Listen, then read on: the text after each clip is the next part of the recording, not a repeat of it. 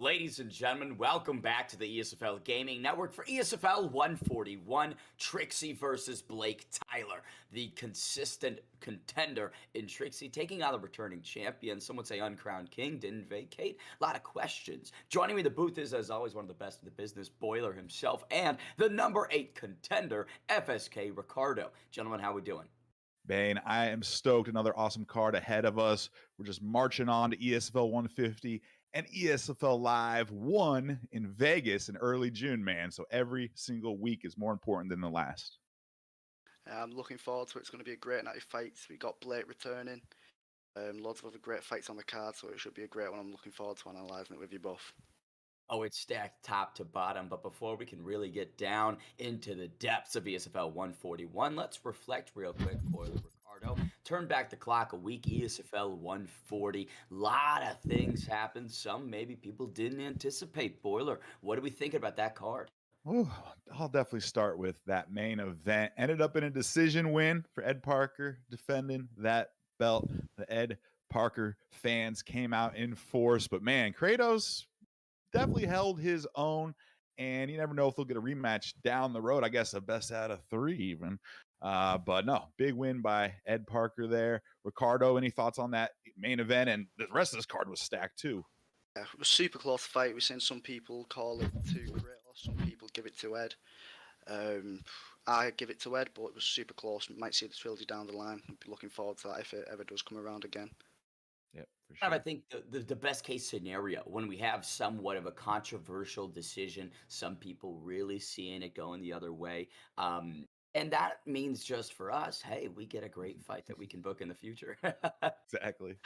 But Ricardo, obviously mentioning your camp affiliation, the Flow State Kings. One thing I really want to get into while we have you here on the show is just that camp itself, the culture. What are some updates on the guys? I know that maybe a few of them may have departed within recent weeks. Give me the down low on FSK. Yes, it's doing good at the minute. Got all gamer picks done. Got a couple of things coming as well behind the scenes that again worked on. Possibly a couple new members as well. On the card tonight we've got Competitor. He's competing, Optics, and Fadinator in the core main.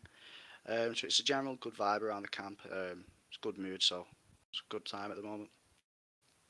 In terms of sparring, I mean, I would be curious as somebody who maybe doesn't really pick up the sticks all that often. What is the weekly requirement for these camps? I mean, how many rounds are you getting with these guys? Is it all one person? Is it really diversified? I know that time zones are kind of an issue potentially. Yeah, well, we're all from England, so we're always on around the same time, but we always tend to consist of having different sparring partners, so you get different looks of different people. Very rarely just stick with sparring the same person, because then you might fall into tactics that work against them but not against others. So you just try and spar different people in the camp, and then that's how you improve, because you get that variety of fighting different people. Strike that time zone comment right there. I guess it is quite convenient. Well, last thing I think I want to really dig into before we move forward is the biggest things that you've learned in that camp culture. I think maybe some players that are unaffiliated don't really see the purpose or what you can gain. What are some of the larger abilities or ways you've grown your game since joining FSK? Because before joining FSK and before joining camps, your main way of how you play the game is on ranked. And sometimes you might play, a bit too serious. You won't try things like you would in spars, because it's against a friend. It doesn't really matter if you lose.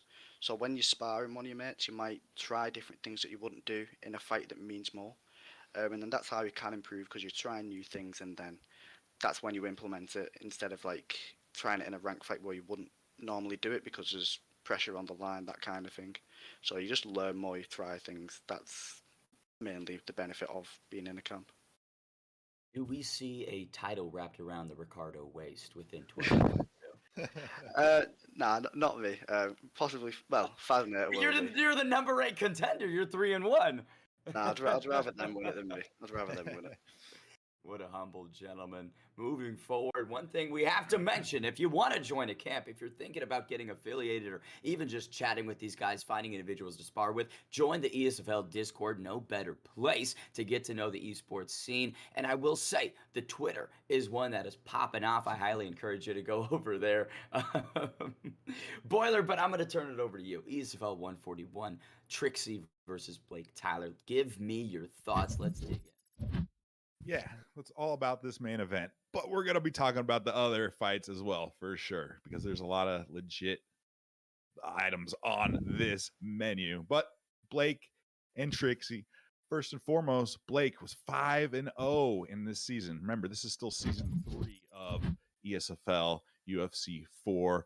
Blake is 5-0. He just vacated his titles and said, you know what, guys, I've unified the belts. Back in December 2021, he beat Zayev, okay, and defended his belts. And he's like, you know what, I'm good. I'm gonna not retire, but vacate, sit on the sidelines. But he must have got that fire burning again. That's happened to me many times. You know, people just love this game. Even if you hate it, you want to come back. You want to prove yourself. You want to get back into that mix, especially with something like ESFL Live and ESFL 150 coming up. So Blake 5-0. But Trixie, man, we've seen him go up against some of the best, as you mentioned earlier, Venom tournament champ. And just long story short, perennial contender Bane, Mr. BFAP Trixie, built for ankle picks. Really looking forward to this main event. Ricardo, how do you see this one playing out? Well, the weight class of fighting is welterweight. That's the weight we did see Blake fight Zayev in to get the double championship. But Trixie does have one of the best Usmans on the game. So if Blake does use that Conor McGregor pick, I think we might see Trixie pull out that Usman, and that could possibly cause troubles for Blake if he does pick that Usman against him. It's interesting because we recently were just chatting, creating discourse about Conor McGregor's weaknesses within the game. I mean, stylistically, obviously, that's a nightmare for him. And that fading cardio, extending himself up a weight class to 170 pounds, seriously a concern. And the grappling pedigree is also, as we know, quite lacking. But let's say Blake rolls the dice on that Irishman Boiler. I mean, there has to be some advantages to going with one of the hardest hitters that we've ever seen. Definitely. And if you got the style to use McGregor properly, you know, it's almost unbeatable. It's not unbeatable, but I don't know. There's a reason people use McGregor. I think he's the number one most picked person, perhaps in the ESFL. Maybe Jan is right up there. But just that power, that ability to blast people in the early rounds especially is just unmatched, essentially, especially at those weight classes. Ricardo, outside those two top billings, what other bouts on this card have secured your attention? I mean, there are a number of great competitors. Matty D is one that I'm looking forward to, obviously successful in his season debut. We'll see if that continues. What is popping off the page before we dig into those co-main and main events? I mean, Yerda versus Dabakin, that's a great fight for me. Two people coming off a loss to the champ Hammer. Both looking to get back to that title shot. I think that's going to be a great fight, and I can't wait to watch that one. Two styles that would make a great fight, so I can't wait to watch that.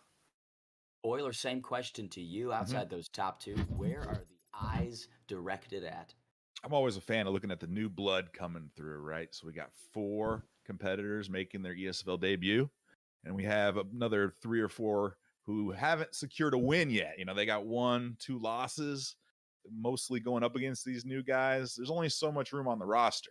So if you're 0-0 in the ESFL, you got those butterflies. If you're 0-1 or 0-2 or 1-3 and you're on this card, you got some butterflies too. So those early fights, it's going to be everything's going to be on the line, man. I think those butterflies turn into elephants when you have that losing streak. I mean, boy, the pressure is on for some individuals, but we're turning it up to the top. I will say it's so interesting, the quality that we're able to put together. You don't see this really on many other cards. In terms of the most elite of the division, we're only missing the champion and the number 3 contender on this card. We've got 1, 2, and 4. All on the same back-to-back. I mean, it's going to be electrifying end to ESFL 141. Predictions, Boiler, those top 2. How do you see it going down? Oh, man. It's so tough. I'm going to have to stick with Fad in the co-main. I'm going to just decision because Dave is so darn good. I don't know if he can finish him. I'm going to say Fad with the decision. And Blake with maybe a 4th round knockout. I think he's just so talented, but Trixie's going to be able to weather the storm, keep it kind of back and forth. But, Blake's just going to wear on him, and it's going to be a big dub for Blake. Ricardo, agree or disagree? How are we thinking about those final 2 bouts? I agree with Fad. I think Fad's going to do it. I think he's going to get a stoppage, though. I think we've seen what he's done to Deco, another BFAP member. He's got Dave, a BFAP member. I think he's going to get another finish like that one that makes a commentator scream. In the main event, Blake versus Trixie, I think the pick of Usman for Trixie, I think that's going to do it for him. I think it's going to cause trouble for Blake, and I think Trixie's going to cause the upset. Nice. You've heard the picks. It's about that time. Gentlemen, before we depart and get the ball rolling for ESFL 141, where can these viewers find you at? Boiler569 on Twitter and Twitch. Pretty straightforward. Boiler569. On Twitter, FSK_Ricardo, and then sometimes I will stream on Twitch. That'll be on the FSK Twitch. So on Twitch, FSK_MMA. That's where you can find us. Me, myself, and others from FSK stream on there. So tune in. I've been Ben the Bane Davis. That is on all platforms. We thank you so much for tuning in. And ESFL 141, Trixie versus BlakeTylerr gets started right now.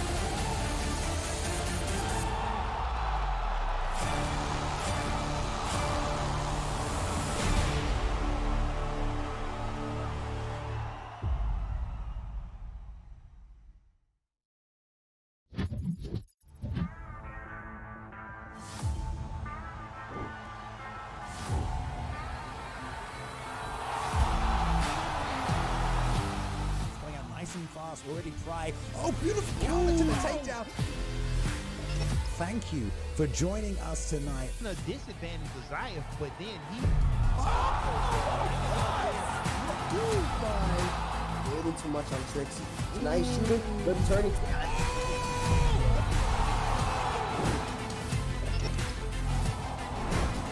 Watching on Twitch, watching on YouTube, watching from around the world tonight. I know the UFC isn't on right now, but guess what? The virtual octagon is here.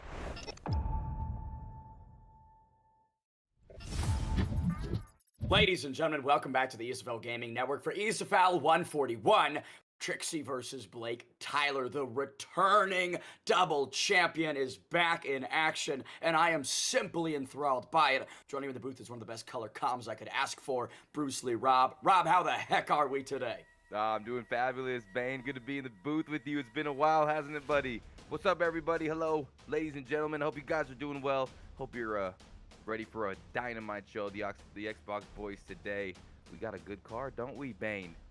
Oh, as we covered in the analyst desk, pulling double duty if you noticed, there are just a number of competitors that are seeking to make statements winless in this season that need to get that hand raised, or else, I mean, Rob, I don't want to say that there could be some bounces from the roster, but I will simply say the stakes are quite high. Couple of guys that I got my eye on before we really get into this first fight of the evening is Keza and Webcam. I mean, Keza, Webcam, these guys are veterans of the scene, and it's a rematch. There is some bad blood here. We know Webcam is a guy who is invested in the stories and characters behind this esports scene, and he doesn't like many people, and I have to think him and Keza are just bumping elbows before they get inside the octagon.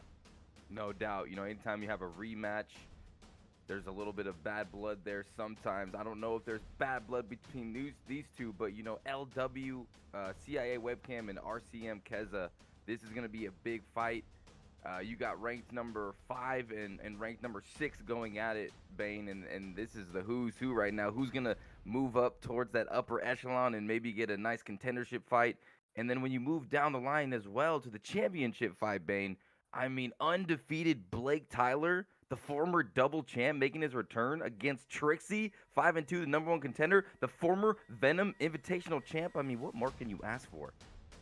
You simply can't ask for more than this. We have put together an electric fight card, and talking about moving up, Rob, it's time we move up to the first fight of the evening. B3 Pablo Grips taking on KM Valentine. Both combatants are winless. Pablo Grips 0-3, KM Valentine 0-1. Valentine wants to get a win, not planning on going 0-2 this season. High expectations from him being a Kingsman. We know how strict that camp is and how high the expectations are. Pablo Grips on the other side of the coin is similarly needing a win, formerly known as a Dev Raider, one of the most experienced competitors in this franchise overall. I mean, talking about styles though, Rob, what do these guys bring to the table? Yeah, you know, Pablo is a player that is very talented, extremely good with the striking, and his record, don't let it fool you. You know, this player is elite. He just has been fighting the best of the best in the Esports Fight League, and there's the lock-ins right there. Pablo going with Max Holloway and Volkanovski for the competitor, and this is going to be a good fight. You know, Volkanovski with those leg kicks, the ferocity, the in and out movement, the ability to take the fight to the ground, Bane. What do you think about the Max Holloway pick? It's an interesting one. I mean, this is a fighter that many people select every single day. Best is blessed at 145, but against the great, you have to be more than just the best. I will think that the strategy here for Volkanovski will be one more so of grappling. You've got that long frame of Holloway. I like to see Valentine mixing in those takedowns, giving Pablo Grips some cause for concern, not just staying standing, but being a holistic combatant inside the octagon. Big leg kick right there. Definitely. You know, Volkanovski is good with his grappling. Pablo opening up with a leg kick. Ooh, both gentlemen electing to go for their leg kicks. But, you know, Pablo's really, his back is against the wall right now. You know, he's 0-3. He really needs a win, but he's got a talented KM Valentine in front of him, so this is a big moment for Pablo. But, you know, Valentine also wants that win. He wants to move up to 1-1, Bane, so this is a good fight. And both men are standing toe-to-toe right now in the center. Pablo Grips controlling the octagon, briefly stumbled right there. Valentine takes him in that front headlock position, gets a knee on the forehead. Now Valentine being the aggressor, clinching up for just a moment. Rob, again, that's what I want to see. I want to see him mixing in the other tools that I know that the Kingsman has. Woo! Speaking of mixing up the tools, spinning back fist lands for Valentine, flush. Ooh, Pablo, though, answering back with a nice little head kick. You're seeing Valentine, Bane, switching stances back and forth. Both gentlemen utilizing their footwork to try to get in and out and try to make their opponent miss and make them pay. Loving that kick from Valentine through 2 minutes. He has tossed out some money once again. Right there, that calf kick. Absolutely beautiful. But Pablo Grips responds. Big combination. Now briefly stumbled again. Yeah, another, ooh, he is attacking that left leg right now. Valentine really mixing that up into his combinations, laying that jab, laying that kick, but ooh, there's that head kick by Pablo. He's throwing that out there, and it's landing heavily for him. Look at that beautiful sequence of strikes. Volkanovski entering the pocket and intercepting Pablo Grips. Valentine just isn't letting him going. That calf kick is undermining all of the offense that Pablo Grips has been trying to do. 2 minutes remain in this first round of 3. Yeah, so far, pretty even fight. Oh, man, Pablo is really going for that head kick. I mean, he's landed a few times, and Valentine is coming on the inside and anticipating these kicks from Pablo, and he's trying to catch him on the inside. But, oh, man, Pablo's just throwing that kick out. Oh! Damage has been done. Pablo Grips compromised. 90 seconds remain. Will he see the second bell? Big combination right there upstairs, though. Pablo Grips has been touching the chin of Valentine with a lot of success. You can see some bruising and just oh!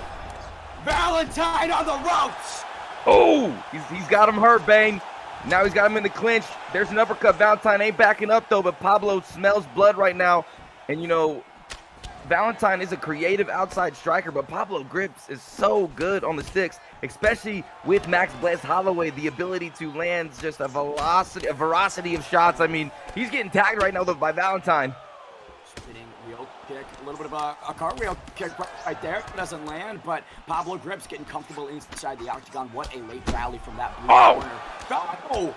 Valentine, though, says, I've got some power of my own. Yeah, he's going for it. These boys are heating up. They're teeing off on each other. They're not wasting any time in the octagon. They're going right after it, Bane. This fight is already electric. ESFL 141 off to an incredible start. Pablo Grips, Valentine just leaving a lot in that first round. The kicking approach from Valentine has so much success, but inside the pocket, Pablo Grips coming alive, especially with that check left, that lead hook. Volkanovski is at a height reach disadvantage, and you can just see it emphasized in moments like that, Rob. No doubt, Bane. You know, that pull counter right there as he let Volkanovski swing and miss, and then uppercut left hook. As you said, that check hook was money, rocked him. Max Holloway doesn't have the best power in this game, but he does have a lot of volume, and that's what Pablo needs to do to be successful. But, you know, Volkanovski also has a lot of... Oh, there's the shot, and denied by Pablo. Good defense. Elbow entry right there from Pablo Grips, misses. Already, a lot of activity from Volkanovski. Valentine trying to kind of out-volume Max plus Holloway, and that's just not really an advised strategy. Again, needs that big head kick right there. Oh, yeah, ate that head kick nicely, Bane, and still you're seeing Valentine looking for that left leg. Oh, my goodness, spinning back fist. Here comes Pablo. He's digging to the body. He's putting pressure, but Valentine's trying to answer back. Durability of Volkanovski certainly on display, but Pablo Grips. Pablo Grips! Done momentarily. Volkanovski teeing off the pocket. Pablo down. Here comes Valentine. Valentine on the offensive right now. Has him in the clinch. Has his back against the cage, and he's swinging a lot here. And the head health on Pablo is blinking. Oh, cartwheel kick misses, and that left hook lands flush. Pablo Grips getting creative, trying to mix it up and be unconventional. That simply is not going to fly against the Kingsman. Head kick partially blocked by Valentine, but the bleed through was certainly there. 2 minutes half transpired. 3 remain in the second round of 3 potentially. Man, what a way to start off the card. These men are putting on a performance. They are going for it. Ooh, misses that. That's dangerous. Unable to capitalize as Valentine, but still Valentine obviously taking the center of the octagon, putting on the pressure, throwing shots, and you know, Pablo's got to be careful here. Look at the head help from Max Holloway. Oh! Talking about head. Bang! Pablo Grips knocks Valentine down. Oh, this is going wild. Such a back and forth engagement between these two assassins right now, Bane. Oh my God! Oh, head kick lands. Valentine floored once again. Now chooses to stay. Pablo Grips brings him back to the feet, now hammering to the body. Yeah, throwing out 2 body kicks. Now Pablo in the driver's seat, putting on a lot of pressure. These kicks, pull counter! Oh, bang! Valentine is absolutely cornered. He needs to move. He needs to get out. Right there! Valentine floors him! Oh my goodness, this could be it. Pablo trying to defend himself, and somehow, some way, he survives, Bane. He survives. This is just the first fight of the evening, Robin. We're already in an action-packed, high-octane bout at 145. 1 minute remains. Top mount for Volkanovski. Holloway does regain that half guard, though. Yes, now on top in that half guard position, going to the side control. Valentine swimming his way. These elbows are going to be dangerous. Gets that first denial. Has the grapple advantage. Pablo squirming to get out, and he does into the half guard position. Oh, full mount. This is beautiful from the Kingsmen, closing out a very competitive back and forth round. Both gentlemen have knocked each other down, but look, that control time could be big if we do make it to the scorecards. I can't imagine that we'll see a decision, but it is... Oh! 1 second what were you remains! Saying? What'd you say, Ben? Grips ends it at the end of the second. No scorecard needed, Rob. You called it. You said we would not need to go to the scorecards, and Pablo had been looking for that kick throughout the fight. Lands it flush this time. The lights go out. Woo! Night, night. And there's Pablo with a much-needed win here in the Esports Fight League. Valentine folded like grandma's favorite blanket. You could see Volkanovski's consciousness was simply not in the building. 1 and 3 now is Pablo Grips. I mean, valiant effort from the Kingsmen going 0-2. But again, we talk about these records, Rob. These are the best in the world. And when you go 0-2 in the ESFL and you have a fight like that, that certainly does not mean that you are unskilled in any way, shape, or form. And Grips set up that head kick beautifully. Did he go back to the well a little too often? Sure. Did KM Valentine maybe not integrate his defensive capabilities enough? Sure. But boy, that's a highlight reel for the ages. Yeah, no doubt. I mean, what an exciting fight. That might be one of the most exciting fights we've ever had at the beginning of a card. I mean, technically, I guess these would be considered the prelims, but man, that was just amazing. And Pablo Grips 0-3, desperately needed a win. and he is notorious for his head kicks. And you saw him searching for that throughout the fight. He saw something in there, and against a dangerous competitor in Kingsman Valentine, I mean, it's such a big win. Pablo Grips 1-3 now. You know, who knows? You said there could be some cuts. Doesn't seem like he's going to be cut because he got a devastating win, and he put on a performance. Both these guys did. I mean, that was just an exciting treat to watch to start us off, and it was an honor. Good job, boys. Talking about treats, the treats continue. Moving down to 135, LWKB King welcomes Bucko back in. Bucko's taking some time off. He's 0-1, but he's really reinvented himself. I think Bucko's approaching this stint within the ESFL with a lot more seriousness. However, LWKB King, this is the debut for him this season. Hopes to get a win, wants to start off strong, and there is, just a lot of statements that he looks to make. And against a guy like Bucko, I mean, Bucko talks. And if you can shut up a guy like Bucko, that just simply helps your career. What do these guys bring to the octagon, bro? Yeah, we're going to see. I haven't seen KB King fight. He's making his debut. You never know what to expect from someone. Those jitters are real. Bucko 0-1. He's been in there before.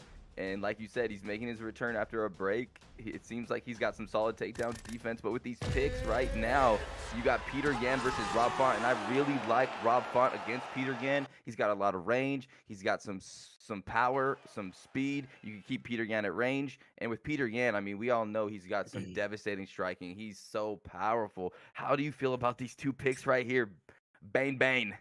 I just think that stylistically, like you mentioned, Jan is an offensive tornado. He can throw anything at you and mix it up beautifully. Rob Font, more of a traditional boxer from that Boston crew. I really want to see him establish to that jab. This is a story of that front hand, that one right there. Starts it off strong with that jab. Yeah, you called it. And honestly, in my opinion, when you're facing against a Peter Yan player, you really want to steal the momentum early. You don't want to get them going because that force of nature perk will snowball. And with that force of nature perk, if you do more damage to your opponent, then you take less damage. I mean, it's a crazy perk. But right now, LW, KB King coming forward, just walking, eating shots right now. This is the Dan Hooker strategy from yesterday. Early knockdown for Bucko. KB King needs to adjust, go from plan A to plan B, because this approach in the first 60 seconds is not working. It's not. He's kind of walking forward, going into the range of Bucko, and Bucko's like, you want to stand here? I'm just going to keep teeing off on you like I'm at a golf range, Bane. Bucko is looking exceptional. Rob, these combinations are fluid. They are just seamless, and he is coming every second. Bucko's throwing something. You cannot escape the limbs of Bucko. Yeah, whenever LW is in the range, Bucko is just tagging him over and over again, and also stealing the early moments of this round and just killing him right now with these shots. This is great. LWKB King stated that he wanted to come in and prove something and make those statements, but the only one that's making statements right now is Bucko. No doubt. Bucko is just teeing off on him. I mean, KB King right now is becoming a punching bag. No head movement, not a lot of feints, not a lot of side to side. I'd love more lateral movement there. Bit of a back step from LWKB King. He's going to need a lot more than just that. Piotr Jan clips the chin of Bucko just briefly. I mean, that was a pretty good moment for KB. Had a nice pull counter, had an opportunity, but those hands on Bucko are looking sharp tonight.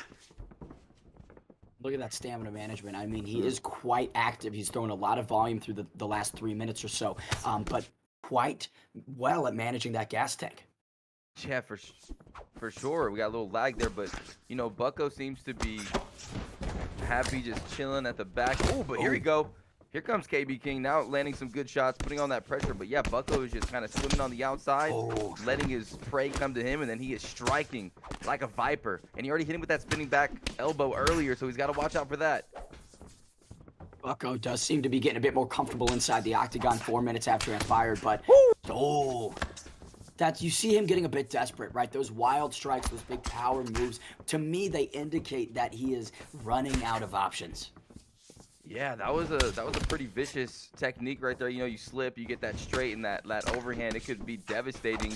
But it seems like this first round, the moment may be just a little bit too big for him right now. He hasn't really been able to enact his offense. He doesn't look too comfortable right now, and Bucko just firing on all cylinders, going for that takedown, but unable to. Good takedown defense from KB King, and it seems, Bane, that KB may, they're definitely going to make it to that second round, and maybe he'll have some time to regain himself.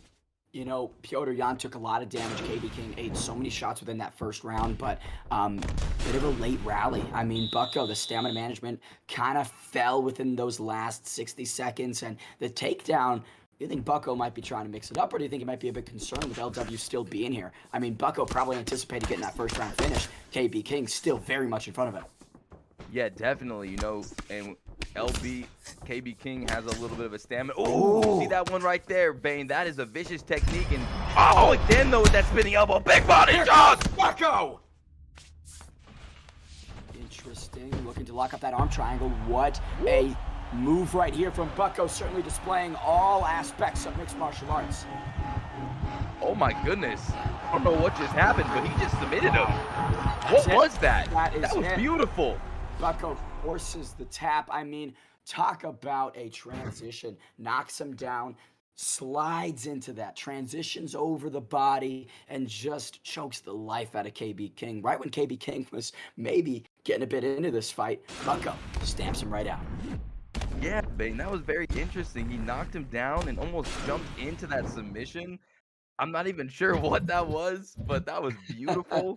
And Bucko looking amazing. His hands were fluid. He was aggressive. He was patient, and now he's got a win in the ESFL against, someone that maybe got a little nervous in there, had a little bit of the jitters, like I was saying. Got a slow time starting, Bane. Yeah, it was. And for KB King, I mean, he had some crisp combinations, right? At the end of that round, round two, he started off very strong, pressure focused, but lacked, like I mentioned, defensive facilities, not a lot of head movement. I mean, he was just sitting behind the guard and even sometimes just coming forward with the guard down, and that's just not advised against a guy like Bucko, who is known as a stand-up guy. And that's why the submission is so interesting to me, Rob. Maybe it's Bucko, right? After he's reinvented himself, coming back in and saying, I am not simply a striker. I am a well-rounded mixed martial artist, and I'm going to prove that right now. So in my mind, I mean, Bucko, 1-1, he's poised and positioned to make a run for the rankings.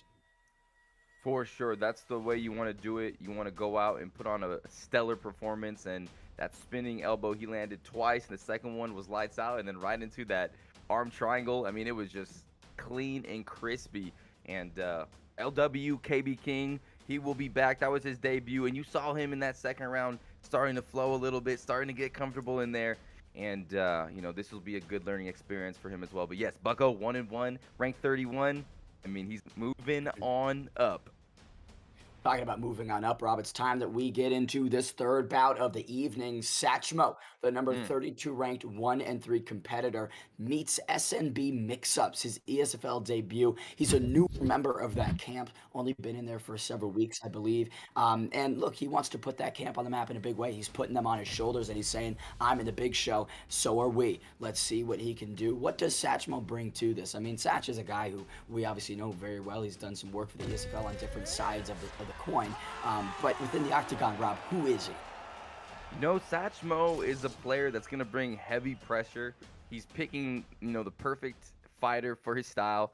El Kukui, Tony Ferguson. He's got a plethora of techniques, spinning elbows, kicks, punches. Wherever the fight goes, he's going to be okay. But the champion, Oliveira, being selected by Mix-Ups, and Mix-Ups is making his debut. We don't know what to expect. We don't know what he's going to bring, and I'm excited. I'm excited to see what this kid's going to showcase here against a veteran with 4 fights in the ESFL. Here we go, Bane.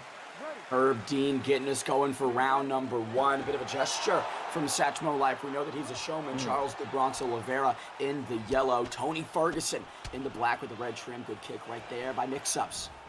Let's see how this range is established early. Satchmo is notorious for bringing a lot of pressure, and right away you see him take. Early shot lands.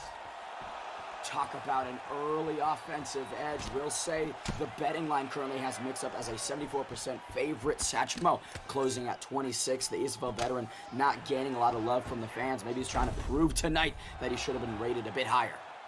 Definitely, he wants to prove those doubters wrong, but right now he's in a bad position against Mix-Ups, who did slam him down beautifully with that judo toss, and in this side control position, it could get very dicey.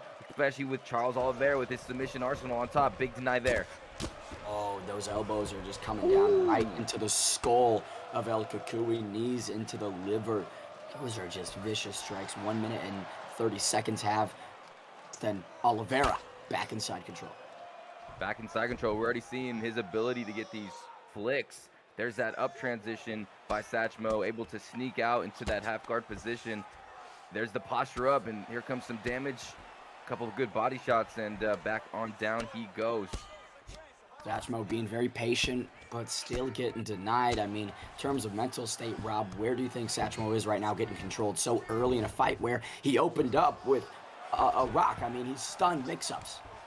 Yeah, you know, he looks like he's staying composed out there. I mean, beautiful sweep right there from the bottom side. And now Satchmo is on top. Ooh, gets his own denial. Has some stamina as well. He's going to be able to land some sharp elbows with Tony Ferguson. And you're seeing mix-up trying to feint out, but there's the step over. Ooh, crucifix. Uh-oh. Bad news for mix-ups. Satchmo hangs onto the crucifix, now simply back inside control. Elbows traded on both sides. I mean, looks like the damage to the head is largely the same. 1 minute and 40 seconds remains in this first round. Yeah, and both of these guys are proving that they could grapple against each other. It's pretty even. These body shots are never fun. It's going to take some stamina away. It's going to score. And he's going to elect to go back to the feet. Here we go, Bane. Satchmo feeling confident in the striking department. He's got 70 seconds with which to work. Let's see if he can make a bigger impact than he did. Mix-ups. Big push kick right there to the midsection. Ooh, little shimmy shake there, Bane. How you liking that? Oh, and an elbow to boot. I'm loving it. Oh! Massive overhand. Satchmo life looking to prove the doubters wrong today. And look good while doing it. I mean, this has been a fantastic first round for him. While he was controlled for a period of time, Rob, I mean, he got the reversal. I would say more success on the ground than mix-ups did. Ooh, yeah, I would agree too. And we got to see both of these guys full MMA game so far. There's the takedown again by mix-ups, denied by Satchmo. Turns him around. Now he's against the cage. Flying knee. It doesn't land. Always creative with Satchmo through 5 minutes. This one has been back and forth. We'll say the edge appears to be in Satchmo, but you saw those striking stats. I mean, Oliveira had the numbers on Satch. Yeah, he did. You know, you had the rock going to Satchmo. There it is right there on the replay. A beautiful head kick, straight combination, followed up by some really devastating shots. And there's a beautiful slip there. But I think Satchmo probably took that round, and you never know. But here we go, round number 2. A big moment here for mix-ups to come back a little bit in this fight, but it is very even. And look at the head health, Bane. The head health is in the favor of mix-ups. Tony Ferguson known to be durable, but displaying a bit of a chink in the armor potentially. Round away, big combination from Satchmo. Oh, that was devastating. 2 body shots, then goes upstairs. Satchmo fighting very well right now in the second round. Some discoloration on the face of DuBronx. Such a talented grappler, but again, I mean, on the feet is where he's best. Down goes Satchmo. Oh, and out goes Satchmo. What a shocking finish. Came kind of out of nowhere. I thought that Satch would be able to weather the storm with that ground and pound for a bit longer, but DuBronx mix-ups gets it done in the debut. Oh my goodness, and look what he did there. He anticipated the head movement. He fired off the kill shot, the flying knee. I mean, that was an execution by an executioner, and that executioner is mix-ups in his debut. To have the patience, to have the wherewithal, Bane, to land that sort of devastating technique after a rock. I mean, to turn off the lights on a game, confident, swagalicious. Satchmo, I mean, that was just a big dub to be your debut. Woo! Mix-ups is a gamer. Kind of a return to sender, right? Remember in that first round, nearing the closing seconds, Satchmo tried to throw that flying knee against the cage. Instead, mix-ups is the one who landed it and ultimately ended it. I mean, beautiful performance. And Satch, right, he came in very confident and he had a lot of good success. Nothing to take away from him, but couple of things that you just gotta work on and things you gotta watch out for. But either way, Rob, we move onwards and upwards. Fourth fight of the evening. We're talking about the Flow State Kings in this one, an FSK competitor taking on Danny. Danny tested product in the ESFL 1 and 2 on a 2-fight losing streak. He doesn't plan on going on a third. He says that he wants to spoil the debut, right? This is a fight that he's looking forward to purely for that alone. He wants to ruin somebody else's entry. On that other side of the coin, FSK competitor, long awaited, and many people consider him, especially outside of FSK, a guy that should have been in the ESFL long ago. Rob, what do you think that these guys bring in to the eight-sided octagon of the ESFL? Oh, a lot of heart, a lot of passion they're gonna bring. You know, I'm so excited to see all these debuters, you know, these newer competitors to the ESFL scene, and you know, competitor, a lot of hype behind this kid. But Danny has 3 fights. He is on a 2-fight losing streak, but he's always looking for finish, and he's very well-rounded and brings a veteran IQ to the game. So this is gonna be a big test here for this debuter. Max Blessed Holloway taking on Conor McGregor. Dan Merger out of third man of the octagon to get us going. Fast start, a lot of jabs from that blue corner. Now coming in with the 2. We're going to see the power of Conor McGregor versus the volume of Max Holloway. And already we're seeing the pressure from Danny. Oh, but he's got to be careful when he's in these trading engagements against the power puncher. Your lights can always be shut out by the Irishman. Big body kick right there from Blessed. Yeah, definitely. Oh, and right now he's eating big left hands. He's got to watch out for that left hook. Oh! Danny staying in the pocket a bit too much in this first 2 minutes. I don't know. I mean, competitor, this might be exactly what he wants. You can see he's covering up, he's backing up, he's not taking a whole heck of a lot of damage. Danny, the one wearing it well, though. Yeah, he is. He's backpedaling. He's already landed some big shots. He's letting game room come into him, and then when he's in range, he's firing these stationary combinations. And right now, Satchmo, Danny, what's up, Satchmo? Danny's just kicking some booty right now. You look at this. I mean, lands a beautiful straight. He's putting on some pressure. He's starting to overwhelm competitor a little bit with the volume of punches, and that's what you want to do with Max Blessed Holloway. You want to overwhelm your opponent with the punches. He doesn't got the power, but he's got the volume. Satchmo might still be sleeping inside the octagon. 2 minutes and 40 seconds remain in this first round of 3. Potentially, Danny comes in with that big right hand. You could tell that competitor did not like that one. I don't think so. Ooh, but they're throwing bombs at each other, trying to test each other's block. Danny! Again, another left hand sneaks through on the chin of Danny. You gotta be more cognizant if you're Max Blessed Holloway in here with Danny. You are just sitting in, eating a lot of strikes, and the ones that you're throwing back more often than not are getting through in those phone booth conversations. Danny's having a lot of success picking him apart at range, but when they car crash and collide, it's all competitor! Oh my goodness, what a shot right there by the Conor McGregor player, competitor in his debut, landing, striking first blood. And that was that beautiful duck straight bomb that he landed. It's so fast, so precise, but still Danny all over him here, Bane, just putting a lot of pressure on his block, putting a lot of pressure on his head health. They're trading. Danny won that exchange. Certainly you could tell competitor not enjoying being in this pocket. Bit of a lag here for a moment. 60 seconds remaining. Danny firing back, wants to help FSK get put even more on the map, wants to bring a W home for them.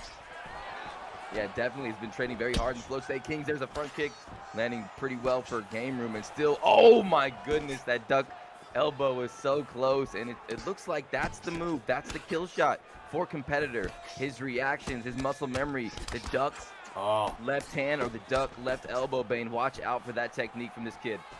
Gotta reference the official betting line as this first round comes. Oh! Competitor floors Danny within the last several seconds.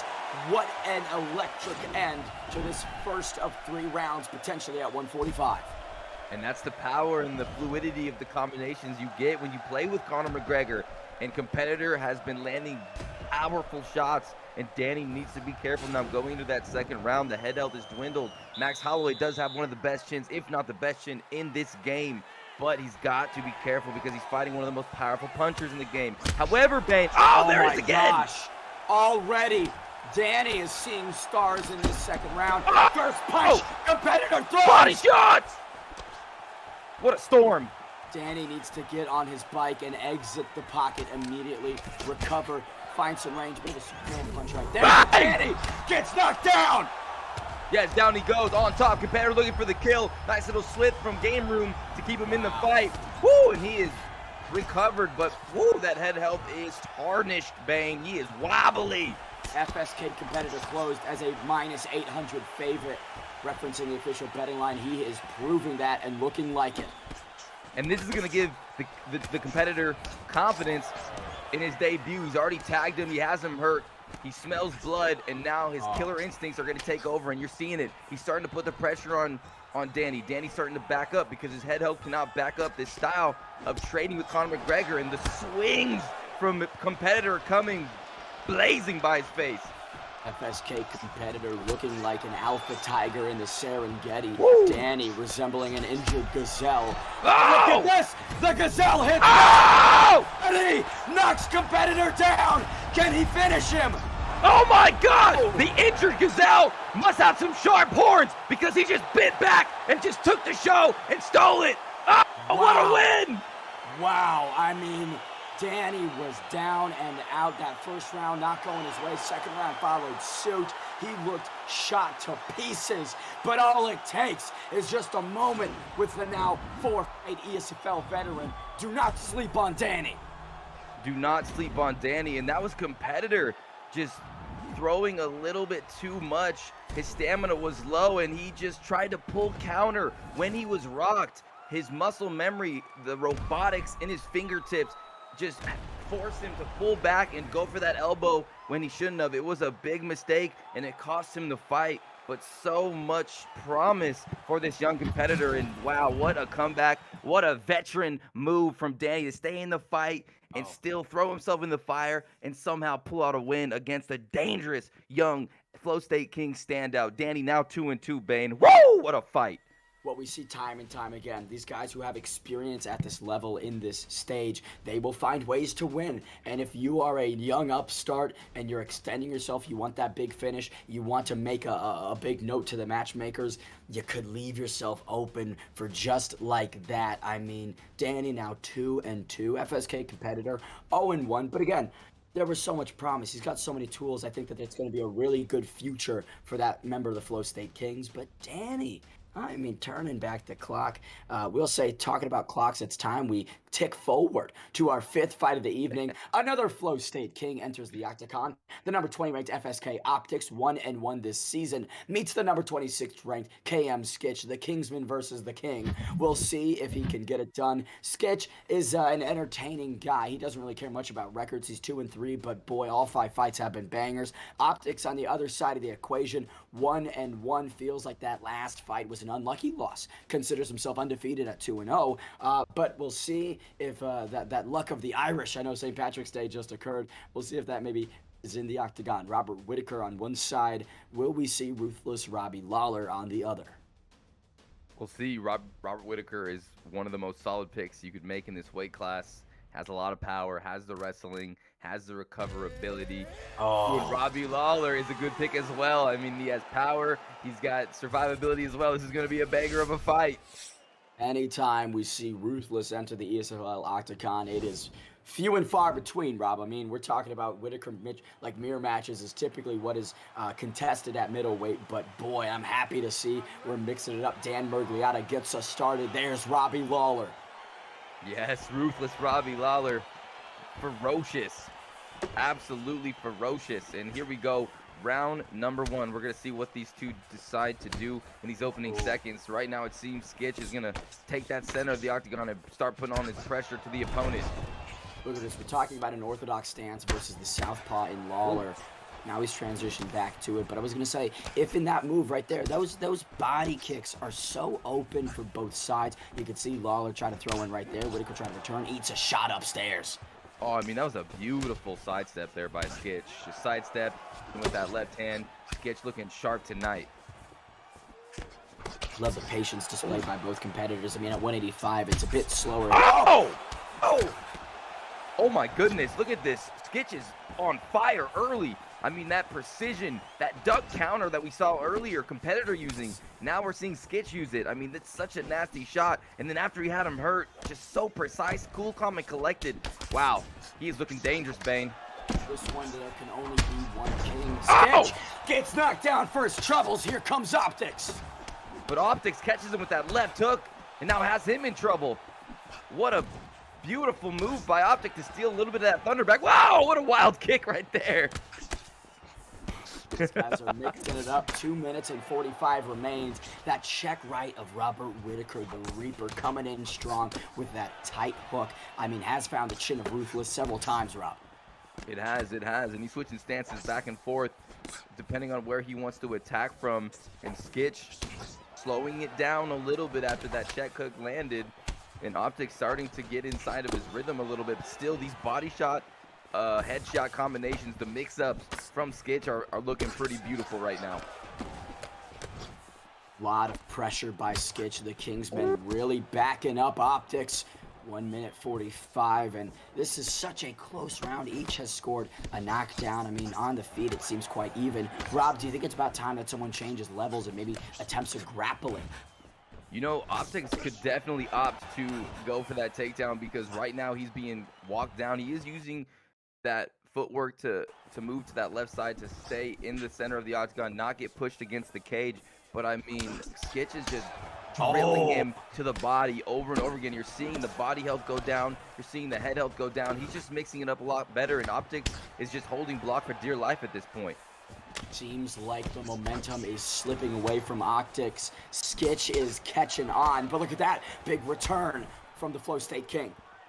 Yeah, and the thing is Skitch is landing these body shots, and because he's landing these devastating body shots, Optics is not able to utilize his pull counters because he's worried about these vicious body shots. I mean, this is just a perfect strategy right now from Skitch. Whoa! Ruthless goes airborne, altitude, unexpected.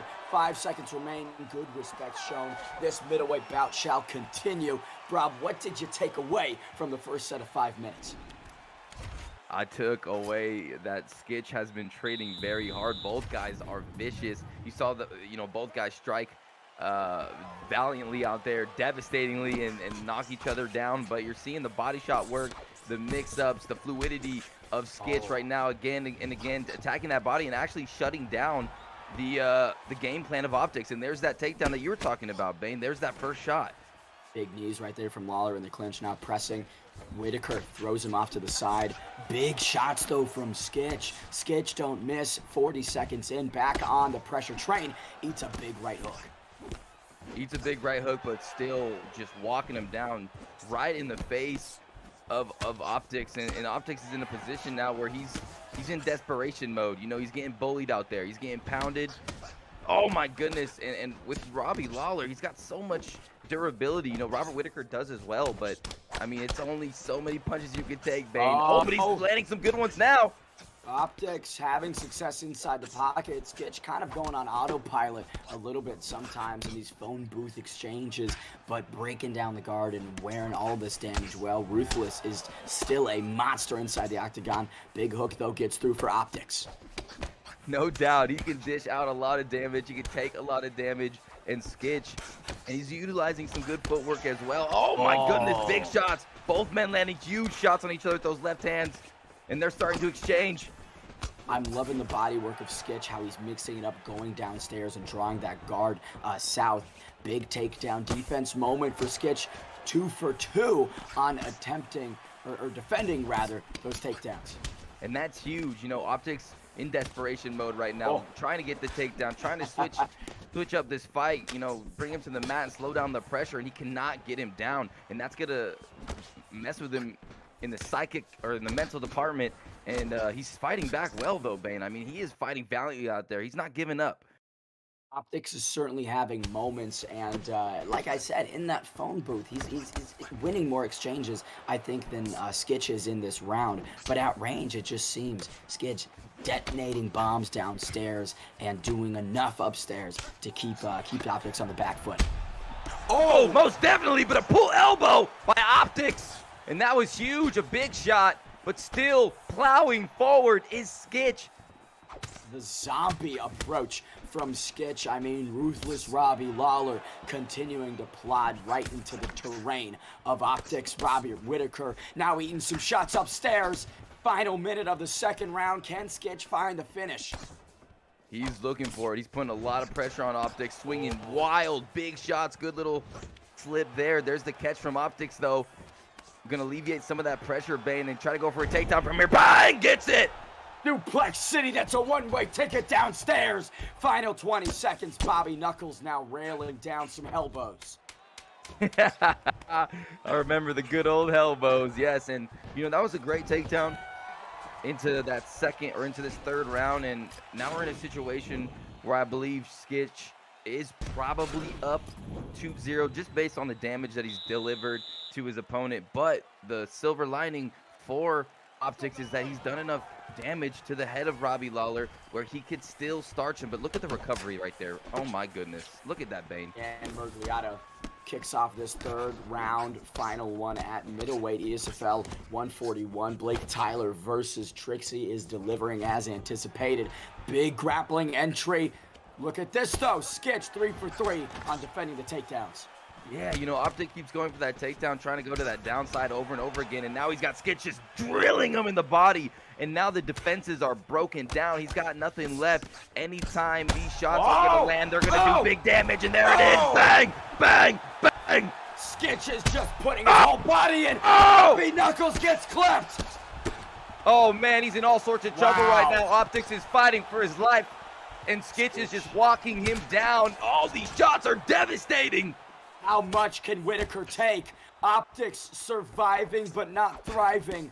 Looks like Skitch is turning it all on in this final round. He really is. He's been fighting phenomenally throughout this fight, landing devastating combinations, fighting aggressively, and Optics needs to find a way to become a magician, pull a rabbit out of his hat, a pull counter, a slip, something. He needs something, a miracle, Bane.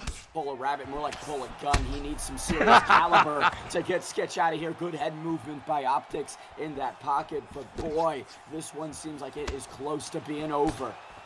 Yeah, you know, he's in so much trouble right now, and Skitch is just having his way with him. Another left-hand lance flush on the face. Nice little duck elbow. Oh, counter elbow, though. Skitch is on fire. Oh! That's got to be it. That's got to be it. Throw in the towel. Optics is simply no longer there. Have mercy. Have mercy. Oh, my goodness. On top. Skitch trying to land the kill shots, and still Optics is defending himself. He is not going to be put away easily, and back to the feet we go, but oh my God, the wrecking ball. Oh, he lands! Ruthless Robbie Lawler, susceptible to getting clipped in these exchanges. 90 seconds remain. Lawler goes airborne again. He does, and unfortunately the stamina, oh my goodness, a vicious body shot. Here comes Skitch, left hand to the face. The elbow, though, Optics not giving up. He fights brave like William Wallace, charging at the English flank. Oh! Please, somebody throw in the towel. Final minute of this third round. Skitch is just absolutely taking over one-way traffic for Skitch. And still, Optics is in there like a warrior fighting for his life with Skitch all over him. Another shot lands. Oh my God, Bane. That is it. Mercifully, the stoppage comes. 26 seconds remained. Talk about, I mean, what was a good back and forth for 10 minutes, but those final 4, the Kingsman slaughtered the King. Yeah, that was a fantastic fight. You know, you saw Skitch utilizing an unorthodox pick in Robbie Lawler and walking forward like Robbie Lawler does, you know, emulating him well and just landing these devastating body shots and totally shutting down the game of Optics, because when you're landing body shots like that, you can't lean, you can't pull, and he just did such a phenomenal job, Bane, with his attack, with his aggression, and Optics stood in there like a champion. But unfortunately, Skitch now moving to unfortunately for Optics, but Skitch moving to 3-3, and that was a huge win. I mean, he put on a performance right there, Bane. It was, and so many tools that he put together. The takedown defense, 100% kept that perfect throughout the fight. I will say at this point in time, we want to toss it over to the ESFL Vegas promo. Let's get that rolling for the viewers watching back home. Let's do it.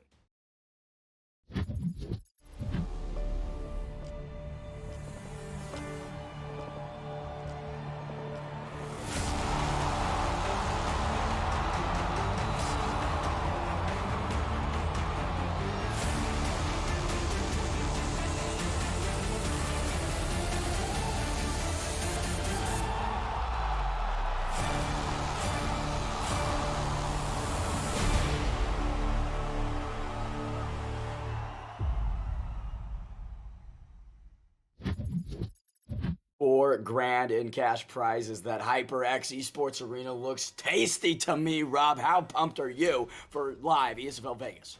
Oh, I mean, that's history in the making. You know, the first event live, face-to-face, no lag, crystal connection. I mean, sweatiness, flick-tasticness. I mean, I cannot wait, Balian, for this show. It's gonna be amazing.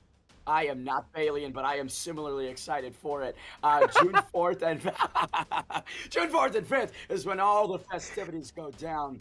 I will say there is one big thing that we want to announce, Rob. I'll let you decide. I'll let you bring this one in. Oh, we got breaking news. It seems like the legend, the man who created so many roads to this game, so many opportunities, the one and only Marshall Mine is going to be there in Vegas at the show.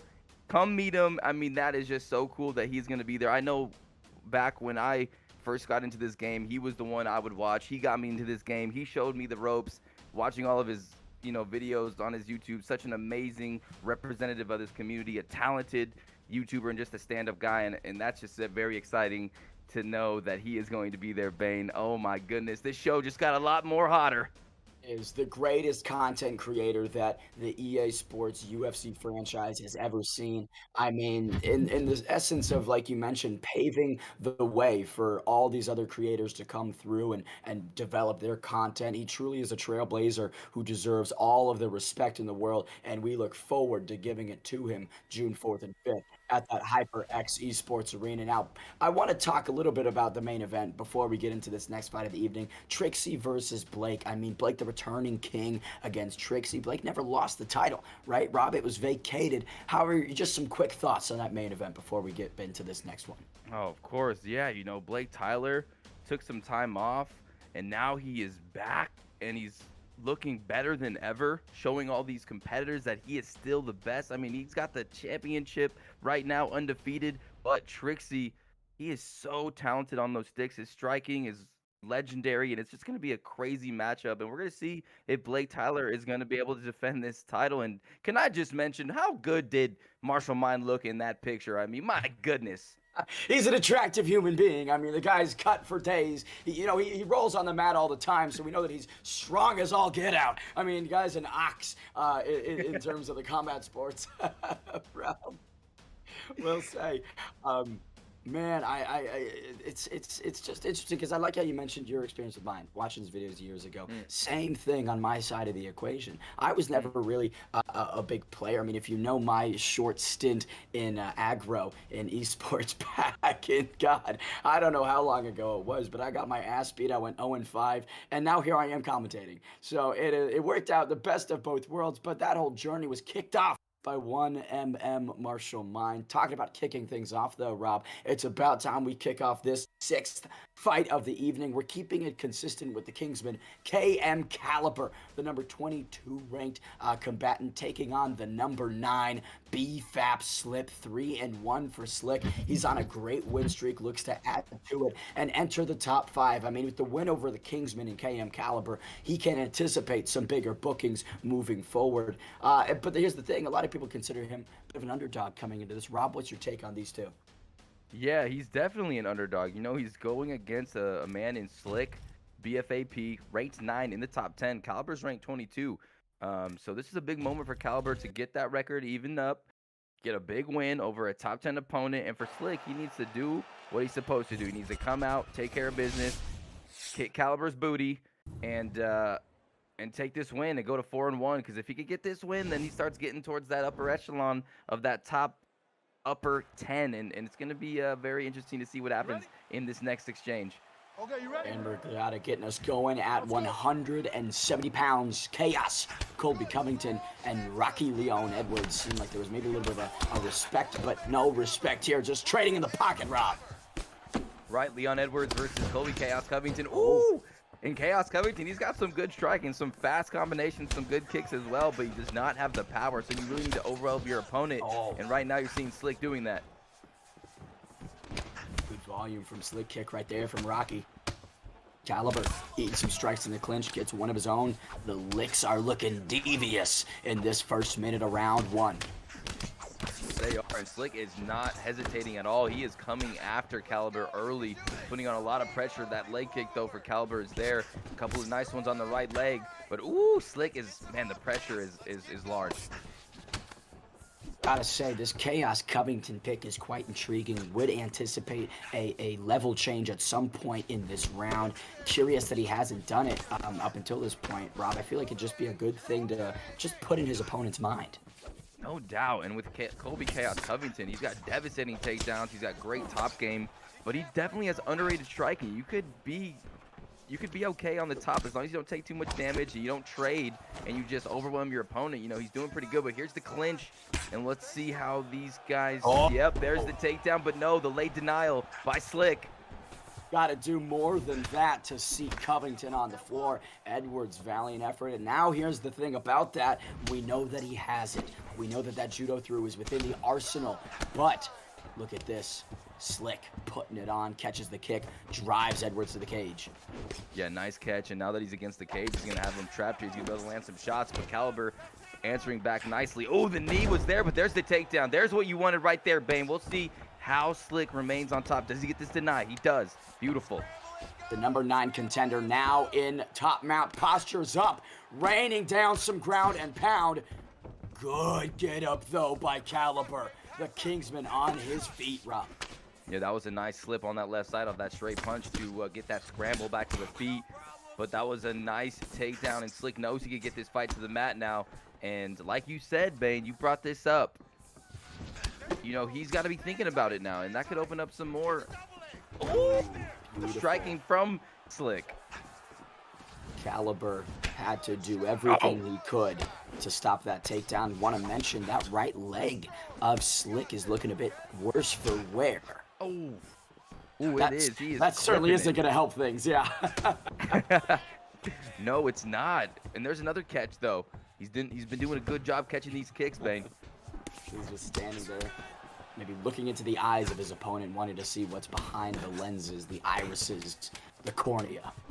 Oh, my goodness. He's just looking into his soul is what you're saying. Whew. Oh, goes up high. Covington ends this first round with a head kick. Very, very close. Colby Covington notches 8 significant strikes. Leon Rocky Edwards gets 15. Would imagine that, more active, more, powerful punches would have come from Edwards' corner. Feel like that first round's going to be his. Yeah, and he also did a lot of damage to that right leg. The only thing you can say about Slick is he did get that nice takedown with 50 seconds of control, so a very close fight. Oh, but that right leg is getting attacked right now. Chewed to pieces. That is a bone, and Rocky Edwards is a hound dog just biting at it. But here's the takedown from Chaos Covington. Double leg gets those hits, sucks him out, and now full guard. And Slick has shown he's been able to get this fight to the ground again and again. Now we'll see if he's able to get this denied. He does. He's got some good skills on top here. He's trying to build that GA. Bane hops right on over to the full mount position, but unable to hold it. Last time he was in that full mount, that top positioning, Edwards popped out from the bottom. This time got back to half guard, maintaining the control. This is great for Slick. Look at how damaged his right leg is. He is severely compromised on the feet. I feel like in the second this gets back to standing, he's going to get nailed with another leg kick. But here he is in that top mount. Now raining down some strikes. I'm surprised he went to that straight again. That's the same way that his opponent was able to scramble. He should probably stick to the hooks, but right now he has the hooks on the back, and he's going to drag him to the ground, and now it's getting a little bit dangerous here. Beautiful. Love it. Those hooks are partially in. You can see Edwards has that seatbelt grip. Covington rolls him over. Yeah, Slick still on top in this backside position. Goes for that postured up, but a good deny from the bottom side, and he's able to use that to get back up, but still not out of the woods yet. There is CaLyRr hopping back, or Slick hopping back up and dragging him back down. Relentlessness right now from CaLyRr. Once again, the rollover from Covington. 2 minutes remain in the second round, and Slick is just speeding away with the control time. This is exactly what you want as a Covington pick at 170. It is picture perfect from him in this second round. Yeah, he is just an annoyance right now for Caliber. He cannot shake this man off, and Slick with Colby Covington is going to be able to utilize a very good top control game, especially if you're experienced, and he's been able to hold him in this position for a long time now. But again, you know, Caliber showed that he could stand back up, which is very important. He needs to fight this off right now, though. Beautiful job.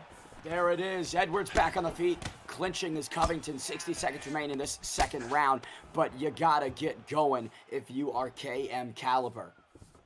You really do, but right now it's Slick just putting on that Oh! Nice run kick by Caliber right to the dome piece. Edwards says a big thank you for those 4 minutes of control time. Now getting to work on that right leg. Covington absolutely compromised on the feet. He really is. And he's staying in that stance. Big shot. Caliber landing nicely, and finally the switch stance was forced, and he's landing some big shots.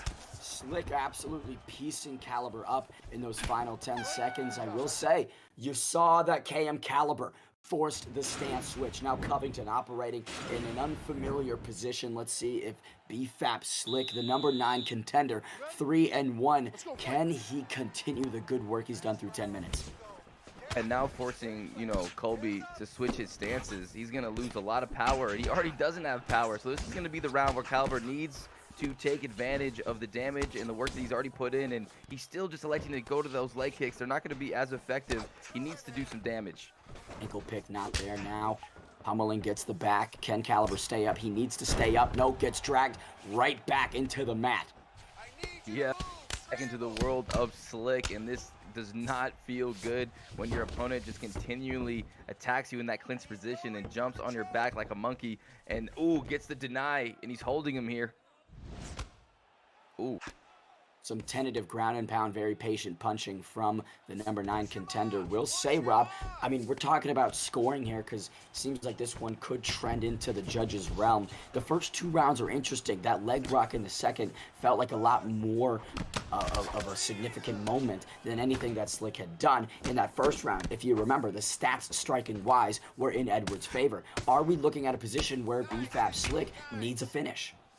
No, we could be looking at that situation. That's a great point, Bane, because the damage done to that right leg has been the most significant thing in this fight. However, the judges might look at the control, the takedowns, but I guess we're going to find out. Caliber has taken some head damage, but this is very important. He needs to fight off the takedowns. He needs to keep Slick off of his back and needs to start doing some damage with his feet and his hands.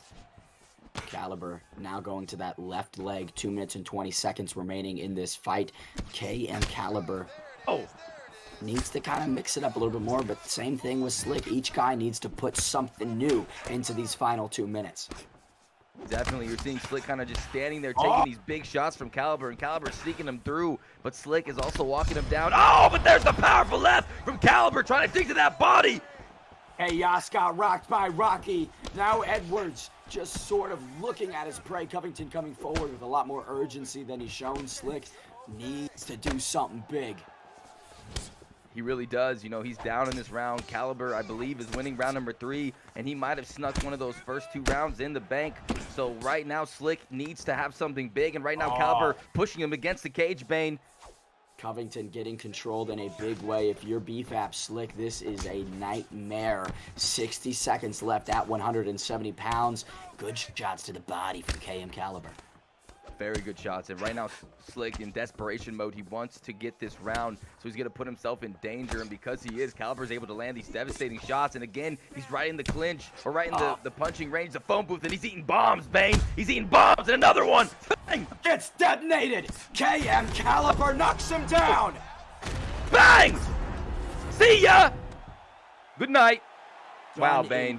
Talk to me, Bane. Talk to me. I mean, look at this. The rally is somewhat there from KM Caliber. We do have to mention the control time. He was on his back for a significant amount of time in round 2. Round number 3, he came out and said, no longer. I'm going to keep this one standing, and I'm going to end it in a big way. BFAP Slick gets unseated. I mean, if we're looking at the rankings, Rob, that's a big upset. 22 takes out number 9 in the 3rd. Boy, this just got interesting.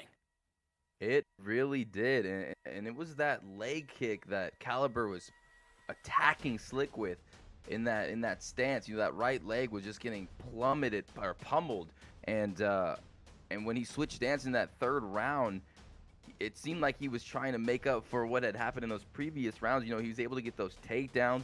He was able to establish some full mount positions, but every time he would go for the ground and pound, he would throw that straight, and Caliber would read it, slip, scramble, get back to his feet, fight off, you know, the grappler. And then in that third round, you saw Slick just coming for it, maybe a little desperate, thought he was down in the judges' scorecards. And then once Caliber landed a few good shots, had him rocked, then you saw Slick really coming in for the kill, and that's when he was, in fact, slaughtered by Caliber, the Kingsman, 4-4, now evening up the record. And yeah, this guy is he's a killer. And at rank 22, Bane, whoo, he's coming. Top 9 dispatched.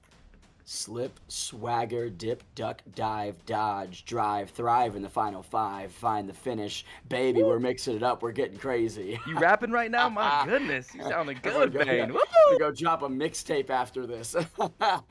Hey, I'd buy it. The 7th fight of the evening. This one, highly contested, top 10 action. The number 6th ranked LWCIA webcam meets the number 5 ranked competitor RCM Keza. This is a rematch. Webcam got the better in the first one. We'll see if Keza can maybe upset the table a little. 5-3 records on both sides. Rob, run me through this rivalry. Yeah, both of these guys really want this win. Top 5, top 6.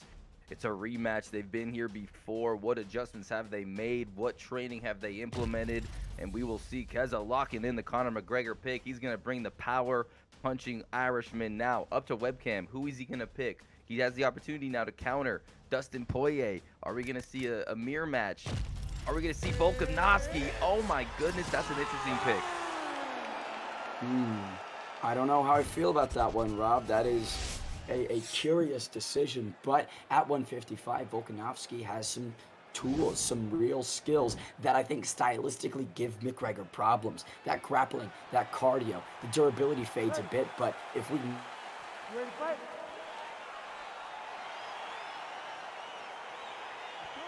Bane, I think we've lost Bane. He's still looking dashing down there, but yeah, like Bane was saying, you know, webcam picking up this Volkanovski pick, he's going to not have the range to compete, and he's not going to be able to trade with Keza, so he needs to utilize that footwork of Volkanovski, the gas tank. He needs to tire him out like he's doing here, utilizing those lunges. I mean, this is beautiful, and I believe Bane is back. Hello, Bane, I see you. You are back in the building. How we doing? Just went to a place between space and time. Alexander Volkanovski sort of on the back foot against McGregor. You could see Keza being patient. He respects webcam, but not enough to stay in those extended combinations. Big shots from McGregor. There's the takedown from the great. Beautiful takedown by webcam, and that's what he wanted to do in the first round. Put McGregor on his back, get some arm in those, or get some blood flowing through those arms, and start, you know, working that gas tank. And you're already seeing the gas tank from Keza kind of dwindle here early. Perfect game plan by webcam, trying to go for that stack guard position, but flicked from the bottom. Oh, he uses that as momentum. What a play! McGregor been working on the ground game. Maybe Marshall Mind gave him a couple tips. Keza looking to get in that top mount. Yes, he does. 2 minutes and 56 seconds with which to work. Bad news for Volkanovski on the bottom, because now you got the biggest power puncher at lightweight raining down some strikes. Oh, man, this is the worst case scenario to have Conor McGregor on top of you in the first round. Gets that deny. Oh, my God, Keza is so good on top here. Oh, my goodness, he's landing some good shots. Couple sneaking through that block, getting blown up. This is terrible for webcam. Oh, bad shots. Webcam on the verge of going out. Somehow staying in this. He needs to move. He gets the half guard, but Keza rides and transitions right back into it. Now he postures up. This is bad news for webcam, Rob. Terrible. This is supposed to be webcam's moment. He got him to the ground. Somehow Keza was able to turn the tables, and now he's just holding the block. Big shot going down. It's over. It's over. Oh my goodness, he's out. What a performance. What a just seamless run through of webcam. Keza had no problems flicking it, reversing the position, and just pounding out his rival. I mean, gosh. 6-3 goes Keza, down goes webcam. Rob, what did you make of that very short but very good bout at lightweight? Oh man, Keza is a bad mother trucker. I mean, did you see? he from the bottom position, he gets taken down. He gets a sweet, you know, you see Webcam trying to get to that stack guard position. Keza flicks that, uses the momentum to sweep, somehow finds his way, slips his way into the full mount position, and then in the full mount position, he gets a flick denial, which is very hard to do, and then he postures up and just starts raining bombs down on Webcam, and then you saw Webcam sort of panicking there. He didn't really know where to go. You just see the Irishman landing double barrel shotguns, bang, bang, bang, bang, and then he was out cold. I mean, what a vicious win, Keza. I mean, whoa, with Conor McGregor on the ground, this guy is for real. Absolutely silenced was LWCIA Webcam. But if you want to get some noise, join the ESFL Discord, meet the fighters, spar with the best, join a camp, and make sure you follow the Twitter at ESFL Gaming. We always love interactions on there. But Rob, it's about that time that we get into the co-main event of the evening. What time is it? The number 2 ranked FSK Fatinator versus the number 4 ranked. Not yet, not yet. We got one more Coco, before, one more before, baby. You're in the future right now. I went a bit Is that where farther you down, went earlier yeah. to the future? Yeah, hey, that's where I was earlier. That's where I transferred to. Now I'm back. The number 7, we're staying in top 10, bro. The number 7 ranked CW Yurda meets the number 10 ranked veteran of the scene, RCM Anthony Dabakin, back in the octagon, 3-1 overall this season, coming off of a loss to the current champion. He took the O in this season, but Dabakin looks to extend to 4. CW Yurda, though, 5-3, coming off a loss versus the current champion Hammer, dropped out of the top 5, wants to get a statement against a challenger, a veteran, a known name, the number 10 ranked Dabakin. Rob, what do you make of this one? This is a very crazy fight because both of these guys, Yurda and Dabakin, bring unrelenting pressure. They come forward, they don't like to take backstubs, and they like to devastate their opponent with high-level striking. And that's why we probably have a Conor McGregor mirror match right here. And we're going to see some crazy bombs being exploded, TNT, explosions all over the faces of these athletes right now. And this is going to be an exciting fight, babe. We are in for a treat, ladies and gentlemen. Here we go. Herb Dean getting us going. We are about to witness 2 titans collide at the center of the ESFL octagon. McGregor on McGregor. Somebody's going to sleep quite quickly. We shall see who it is. Bring a pillow and bring some baba because someone's going to need some milk, man. Boy, do I love milk. McGregor lands upstairs. Yes, sir. And we're going to see this feeling out process right now. And, ooh, right now, Yurda throwing a little bit more, and we're seeing some feints early from Yurda, and he's going downstairs a lot with these body shots. Which is what you need to do against McGregor, right? Well-known strat, take away the cardio. And look at this, Dabakin understands the assignment as well. Rips to the body. And yeah, that forward momentum straight to the body really saps the gas tank. Oh my goodness. Okay, here we go, starting to heat up. We're seeing Yurda throwing these uppercut combinations, and I think he's getting the better of these exchanges here, Bane. What do you think? I'm seeing the opposite. Yurda's not liking these extended phone booth conversations. It seems like he's backing away more often than not. I mean, the control from Dabakin, that center of the octagon is his home. And look at this! Visitors are not welcome in the home of Dabakin. And Dabakin's the first one to land that stinging shot with that left hand, not putting on the pressure. Yurda, the first one to kind of backpedal a little bit, but now he's coming forward. Ooh, knee lands right to the solar. Oh, that uppercut lands flush, but doesn't rock. Yurda pushing forward, trying to command and be aggressive. Dabakin taking a bit of a foot off the gas. You can see, focusing on the recovery. 2 minutes and 40 seconds remain in this first round of 3 potentially. Rob, I can't imagine that this one's going to go to the scorecards. I don't think it will, and Dabakin is a freaking vet out there, and Yurda is so talented. I mean, this is such an interesting fight between these two highly touted combatants, and we're midpoint through this fight. So far, so good for both gentlemen. But it's such a frenetic pace that they set. Now we're slowing down, making the reads a bit, adopting more of that chess match type style. But Yurda throwing an 8-punch combination. Yeah, you know, Yurda hasn't gotten a rock yet, but what he is doing is he's dishing a lot of damage with his combinations. And a lot of the times, Dab's trying to block, but a lot of it's getting bled through, and that's damage, and the judges are going to recognize that. Oh! Look at that, they're just trading shots downstairs, each one ducking directly under the return shot and meeting the liver with a big old punch. 60 seconds remain in this first round. Definitely, and Yurda is definitely using more of his gas tank here, trying to overwhelm the block of Dabakin. And later in this fight, he might gas out, but right now he's landing some big bombs towards the tail end of this first round on Dabakin. Doubles up on that Celtic cross. These Gaelic gladiators are just storming through this first of 3. Big kick right there from Dabikin. Return from Yurda. Oh, yes, they are going at it early, really investing a lot of energy in these exchanges. Oh, good shots. What a fight. Oh, clips him with that right hand. Bang. Oh. Big up kick saves him, though. Woo! It's heating up.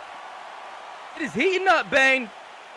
We are absolutely on fire. Somebody get a temperature check because we're bringing it down for round 2. Herb Dean gets us going. Touching gloves in the middle. I mean, talk about that first round, Rob. Who do you think got the better of it? Oh, it's so hard to say because, you know, Dabikin had that rock, but Yurda's dishing out a lot of damage. It's so even. These guys are just going back and forth, trading combinations on each other's blocks right now. It's like Rock'em Sock'em robots, but technical out there. It's craziness. Look at this, just standing and trading, neither one taking a back step, accepting that somebody will be snoozing quite soon. Yurda for the shoulder. Oh, beautiful head movement by Dabikin. I mean, Yurda stung him with a good shot, and he was able to stay in there because of that head movement. You're seeing high level, but a sneaky uppercut lands for Yurda. Oh, a beautiful. Did you see that little back sway, that little back pivot? Dabikin looked almost out on his feet right then, eating more shots from Yurda. This is just not good for Anthony. The number 10 contender needs to switch it up a little bit. Yurda feeling it in this second round. Yes, yes. You know, Yurda is doing a great job. He's starting to flow, starting to get in rhythm. Oh, my goodness. But Dabikin still has a big, you know, pretty big stamina advantage here. If he could survive, I mean, he's kind of glass cannoning right now. And we've seen in the past, when you have Conor McGregor and you've got the stamina, anything can happen. One mistake, and it's over. Ooh, and that was a good shot right there. A little ducking straight for Dabikin. 3 shots upstairs. And he's starting to light him up. Yurda backing up, not liking this. Another cross gets through for Dabikin. Oh, man, they are both landing vicious shots on each other. Here comes Yurda, though, with the double jab, trying to light up that block. A little bit of latency. Herb Dean watching closely. This one's going to be over at any moment. Oh. Down goes Yurda. Dabikin searching for the finish. Oh, and he might get it. Oh, and it's over. That is it. Yurda with a valiant effort to survive, but Dabikin reigns supreme. 4-1 goes the number 10 contender, and talk about a performance from the ages against the battle-tested Yurda. Yeah, you know, pulls out that 1-2 head kick, doesn't really throw it throughout the fight, but lands it beautifully there. You know, it's very risky we throw that 1-2 head kick, but when you sneak it in there out of nowhere, you're not predictable with it. I mean, it could be devastating. And like I said, with Conor McGregor, with that power, with that slight stamina advantage, you are never out of the fight. And Yurda was putting it on Dabikin, lighting him up like a Christmas tree on Christmas, Bane, but he was able to unwrap that present. And what was inside? The 1-2 banger. We'll see if Anthony Dabikin can maybe string together one more and potentially challenge for that title. I mean, we're talking about a division right now that is matched up insanely well in this co-main and main event. I mean, you've got the number 1 ranked competitor, the number 2 ranked competitor, the number 4 ranked competitor, and the returning BlakeTylerr. You're only missing the champion in number 3. So Dabikin, you've got a wide open lane. The real estate is set. Let's see if you can make another run. But talking about run, I'm sprinting to this co-main event officially now. You got a turtleneck on. You might want to take that thing off, baby. I know it's restricting the oxygen to getting in my brain is what it is. It's too tight, Rob. I can't think correctly with the turtleneck on. But we've got the number 2 contender, another Flow State King, FSK Fatinator, taking on the number 4 ranked BFAP Dirty Dave. Dave known for such an impressive style. He comes forward, he throws, he's elite with the wrestling, the dangerous kicks. Fatinator is comfortable everywhere. He searches for that finish, but he's known as a knockout artist. Rob, tell me a bit more about their tenure within the ESFL. Oh man, you know, Fade and Nader, 5-2, comfortable everywhere, always looking for the finish. A KO artist, FSK trained, and he is ranked number 2 right now. A big win here, and he could be the next title contender. A big moment, but Dirty Dave at number 4, I mean, he's a true veteran. He is a technical striker with elite wrestling. And that pick right there for Fade Nader, Peter Yan. Who did the opponent pick, my friend? think we might be Catch it. looking at a Jan versus Jan mirror match. Yes, indeed. No mercy on both sides of the equation. Fad with 19 wins to Dave's 5. Can't put a lot of weight in those historical trackings, of course, but it is something to say. Seems like we've got, is that Eve Levine? Is this the the ref good in old this Eve one? Levine? Is that Eve? It is. What a guy. Ancient Eve welcoming us into this co-main event. Dirty Dave versus Fadinator. We'll see who can get it done tonight at 135. Yeah, who's going to establish their game plan? In a mirror match, you're going to see a complete even exchange here. And we're going to see what kind of game plan these two are going to bring out. Right away, you're seeing the leg kicks early for the Dirty Dave. And then for Fadinator, you're seeing him utilizing those push side kicks to get octagon control. Look at this, impressive.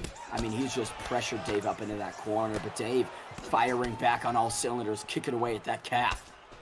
Ooh, and the pressure from Fadinator right now is huge. He's really pushing Dirty Dave against that cage, and Dirty Dave is landing well. You know, these stationary shots keep him at bay, but Fadinator's starting to pick him apart. Ooh, big shot. Right down the middle comes Fade. Oh, he's doing such a good job at laying those hooks. Go ahead. Dave needs to be more lateral. He got to get on a bike. He can't let Fad do this to him, push him up and just pressure him against the octagon. While he is having a good time countering and he's landing shots, this is just simply not what you want if you're Dirty Dave. Definitely not. And you're seeing Dirty Dave going for a potential shot a little bit out of range, but these uppercuts and these hooks are landing. And whenever, you know, Fadinator has Dirty Dave against the cage, he is predicting where he's going to move, and he's landing hooks accordingly, and that is just high-level stuff. But there's the takedown, the late denial. Fadinator says no. Dirty Dave gets denied. Beautiful work from Fad. And I mean, these competitors at this level, Rob, they're so hard to take down. Even those, I mean, late denials, something that I could never do, but these guys do it consistently day in, day out.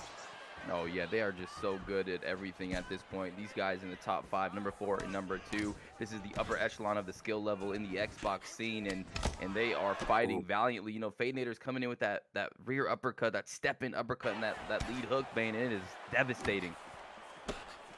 Love the patience as well from that red corner. You don't see him searching for anything or inorganically trying to make strikes come out of nowhere. He's just letting it flow. He's just feeling it. But look at that. Dirty Dave with a couple combinations upstairs. Yeah, you know, Dirty Dave is getting backed up. He's getting pressured, but he's finding his moments. He's throwing these stationary shots in these small. Oh my goodness, that was nice. A little sweet spinning heel kick. That was beautiful. Is that a spinning heel kick? Is that what you call it? Oh! I blinked. Spinning hook kick. I blinked and missed it. Final 60 seconds of this round. You can't tell when you blink because those glasses, you know, cover your eyes. I didn't even notice you blinked. I haven't blinked in 2 hours. My goodness. Here we go. You might need some eye drops. Those might be some dry eyeballs right there. But here we go. Round number 1 about to come to a conclusion. And so far, it's been a very even fight. Bang, what do you think about these two? It is interesting when you talk about the judging of this first set of 5 minutes because Fad is coming forward, he's pressuring, he has controlled this octagon consistently, but he's taking a lot of damage. I mean, look, the head health is largely the same on both sides, but right leg of Dirty Dave, bit worse for wear. Have to say, if I were to pick, I would give this one to Fad. The numbers reflect that in terms of the striking stats, 10-9 to the number 2 contender.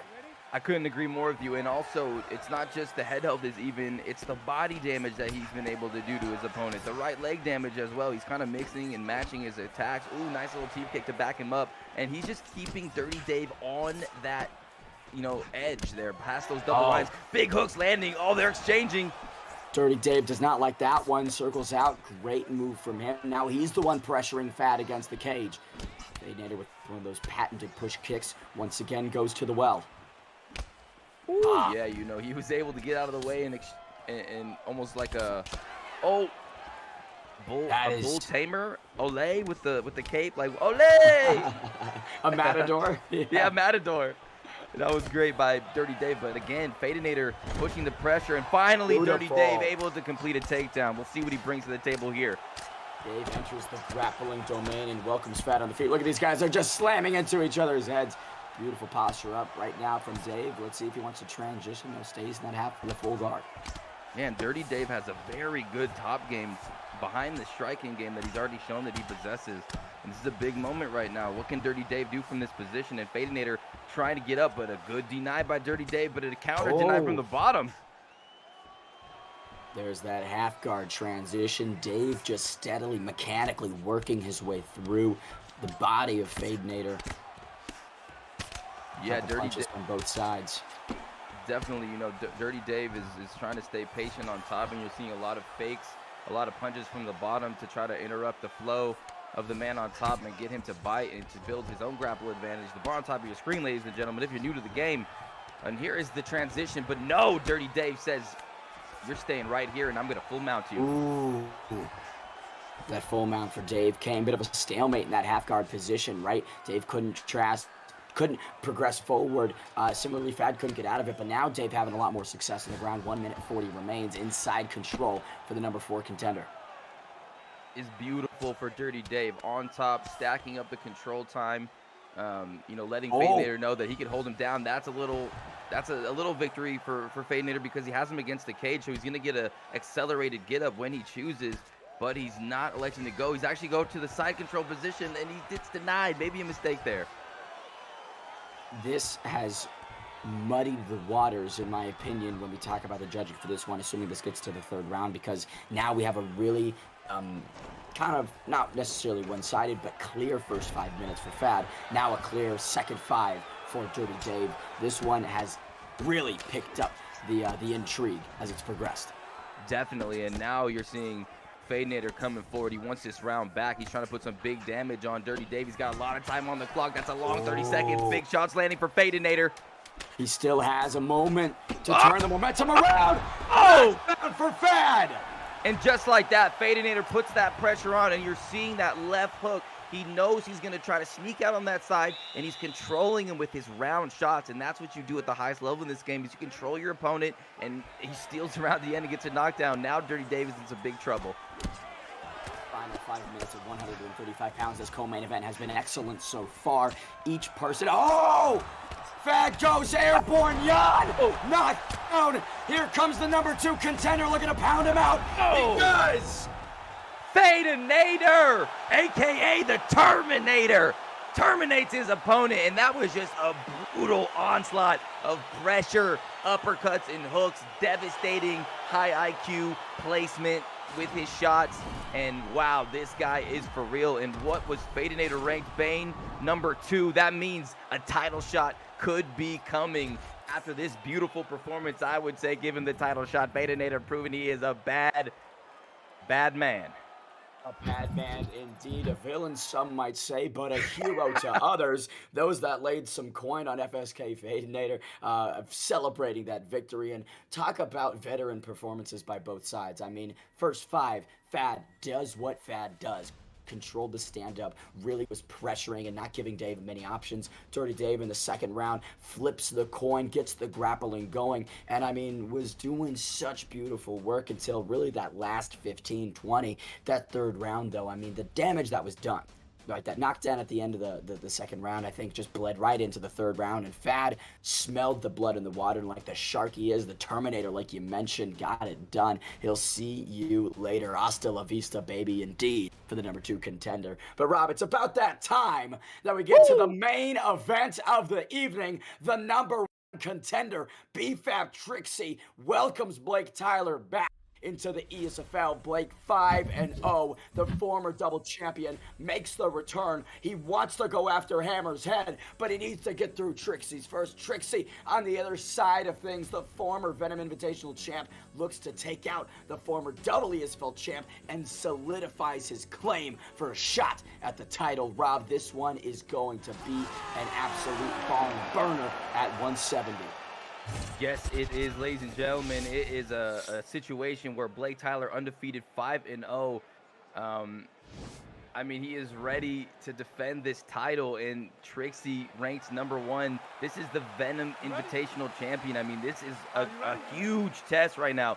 5-minute rounds for the strap, and here we go. The Nigerian Nightmare on one side, Rocky Edwards in the red, both wearing black trunks, Usman with the gold trim, befitting the champ, of course. Not really there yet, Trixie. You got to get through BlakeTylerr, and then the champion to get that goal around your waist. Bit of a clinch entry right there, Rob.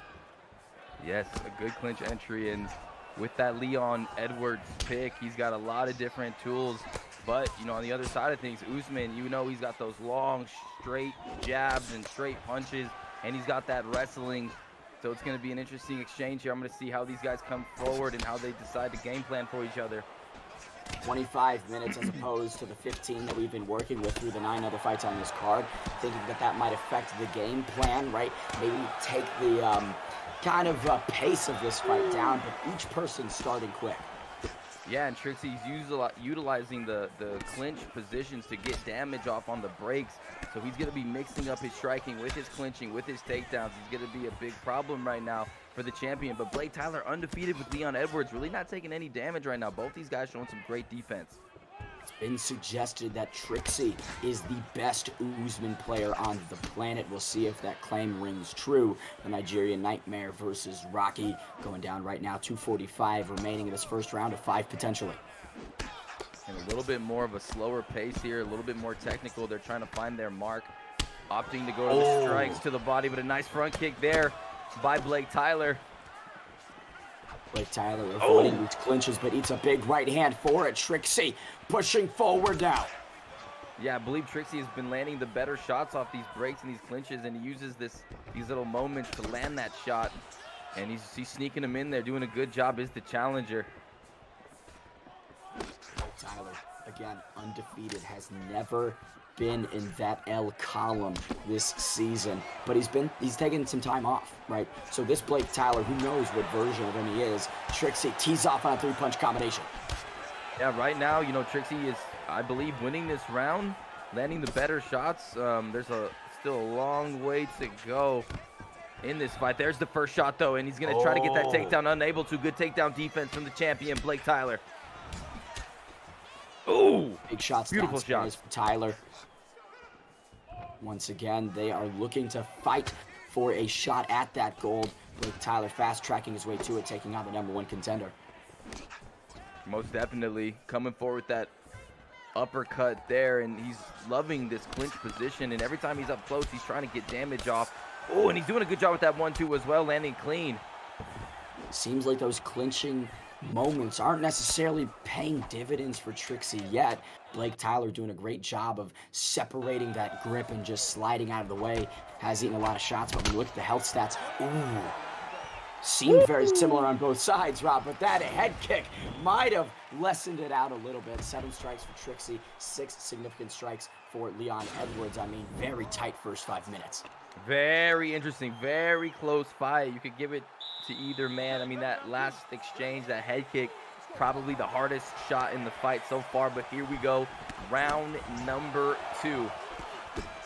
Talking about adjustments moving forward, I mean, I feel like right there, Usman gets it down. Trixie trying to get into this, but BlakeTylerr pushes him off. And that's very important. You know, BlakeTylerr was able to kick him right off. You don't want Usman on top of you, and that's that guard position. Even though you are Leon Edwards and you got submissions from your back, you don't want Usman on top pounding you with those power shots. And you're seeing him try to grab that clinch as well, but the pressure now in round number 2, but the pivots, beautiful by Trixie. Trixie digging back to the wall. You saw that back step to avoid the up kick. Now we are in the realm of the Nigerian Nightmare, the kickboxer by trade, Edwards, with BlakeTylerr on the sticks. I mean, if I'm him, I want to bounce back to the feet as quickly as I can. Yeah, he's got that cage behind him, but BlakeTylerr or Trixie able to posture up, and this is really good for the challenger. He could work his magic here, stay patient, and do some good flowing on the ground. But oh my goodness, what a transition, what a sweep there from the champ. BlakeTylerr now in a great realm, but what you said earlier, right, Edwards, not somebody that's typically tangoing on the mat, one that likes to trade on the feet. Full guard for the Nightmare. 2 minutes and 45 seconds remain in this second round. Seeing a little fake from that bottom position there. Both guys trying to utilize these fakes, these little shots, just to get the stamina and the grapple advantage. And there's the posture up, and it seems that he's going to let him up. Oh, and he has him right against the cage. A beautiful decision to throw that head kick. Welcome back to the feet, Trixie. Here is a shin to your chin. Now clinching once again is the Nigerian Nightmare. Usman! Big shots right now by Trixie. And it was the head movement by BlakeTylerr to alleviate some of that damage. But here comes Trixie with some big shots. The Venom Invitational champion, proving why he was successful in that tournament. Shooting for those ankles. Can he get it? BlakeTylerr denies it. And before that big shot by Trixie, BlakeTylerr was starting to run away in the second round. So that really evened things up again. This is so close. These two are so close in skill. It's just a highly competitive fight. What a good job by the matchmakers here. We're talking about probably these guys are sitting in the top 20, top 25 best in the world, I imagine. Rob, unsure, of course, what that ranking looks like officially, but I have to imagine the caliber that these two operate at, the mindset, the fighter spirit that they embody is simply not matched by many. Definitely not. This is the cream of the crop right here, Bane. And you're seeing the champ starting to slowly gas out Trixie, putting on that pressure, landing those body shots, wrestling with him. I mean, he is kind of gassing Trixie out in the second round. Slowly but surely, the champ is starting to flow. Second round concludes. The contender is starting to flow. I wasn't going to say anything. You're covering for me. 10 minutes have transpired in today's main event. Murgliata getting a set for round 3 of 5 potentially. Stamina recharge is there, but you can see Usman bit lackluster. BlakeTylerr looking fantastic. Yeah, he is looking fantastic. They definitely both are looking phenomenal out there. A vicious leg kick there by Trixie. That right leg is taking some damage, and the footwork from both of these guys is astonishing. I'm loving it. Big hook right there on the inside by Usman, connects to the chin of Edwards. A beautiful shot. Once again, clinching judo throw over the hips, but Edwards pops back to the feet. BlakeTylerr, very good job at defending those takedowns today, Rob. Yeah, he's done a great job at that. Both of these guys are just looking so good. It's such an even fight. A nice right hand lands flush, left hook, bang! Oh my goodness! BlakeTylerr avoids the massive shots, now giving some of his own, but very compromised as both gentlemen. Usman packs that huge punch, but the diversification that BlakeTylerr has is something to behold. Definitely. You know, Trixie went for the kill there after he had him rock, and BlakeTylerr just smoothly slipped both of them, further gassing out the Usman player. That is Trixie, and in a 5-round fight, that is going to be a huge factor later on in this round, or in this exchange. Trixie is just going over and over with these clinch attempts, trying to make that strategy work, trying to busy the vision of Edwards with his colossal frame. Here comes Trixie, but Edwards pushing back. BlakeTylerr doing some great work against the cage. Yeah, you're seeing Trixie trying to put on this pressure right now, catching that, trying to go for the clinch. A nice little slip by Blake to keep himself out of harm's way, but there's the clinch again. Nice knee lands. Ooh. Look at that chin of BlakeTylerr. It is simply collapsing inside itself. Down goes Tyler. Can Trixie find the stoppage? Trixie's putting it on him now, putting a lot of pressure on him, landing some shots with those long straights, those long arms of Usman, and now he's got BlakeTylerr reacting, and he's got BlakeTylerr, you know, kind of frazzled here, it seems. Not a lot of success for the returning former double champion in this third round. I mean, it's been all Trixie so far, but Tyler getting some licks in. The defense, though, I mean, it is, again, it seems to be falling apart for BlakeTylerr. Yeah, it does. It seems the pressure is getting to him, the clinches, his ability to catch the kicks that BlakeTylerr is throwing at him, and the long arms, the long straights, and that left hook has been money for Trixie this fight. Those looping strikes for Usman, especially through these last 15 minutes, have paid some serious dividends, though. Edwards pops back up. BlakeTylerr showing once again, taking him down is a tall task. Oh! Oh! Oh my goodness, he's going for the kill! BlakeTylerr on the verge of getting pounded out! He's got to defend himself! Oh my goodness! Wow! As we enter the championship rounds, the former double champion saved by the Trixie. Huge overhand just boggles the mind of BlakeTylerr. Fourth round is upon us. Dan Murgliata might be stepping in to stop this one shortly. BlakeTylerr just looks beyond repair, Rob. Yes, Trixie is throwing the kill shots, Bane. He is spending his cash, aka his gas, on some overhand bombs, and it is paying dividends right now. The head health is low, but BlakeTylerr is still in this, but he's a devastating uppercut. Here comes the challenger, knocks down the champion. This has got to be it. BlakeTylerr somehow survives, but for how long? Here comes Trixie taking the back, really go for the takedown. He gets it. Oh, no. Oh, no. This is terrible. Usman on top. Head health is already in jeopardy, and now he's got a lot of different options here. He's going to go up. Is he going to go to the sprawl, or is he going to go to back sit? He's going to take the back here, Bane. Bad news for BlakeTylerr. This is right in Trixie's realm. Vintage invitational champion. For sure. That undefeated record is on the line right now. That Venom Invitational champion Trixie is in the driver's seat, and he is going to posture up, and this is very dangerous. Any one of these shots could end the fight. With BlakeTylerr's head health being so low, he's got to be perfect here. The patience by Trixie. BlakeTylerr doing what he can. Finds this position, but not entirely advantageous. We're right back to where Trixie wants it.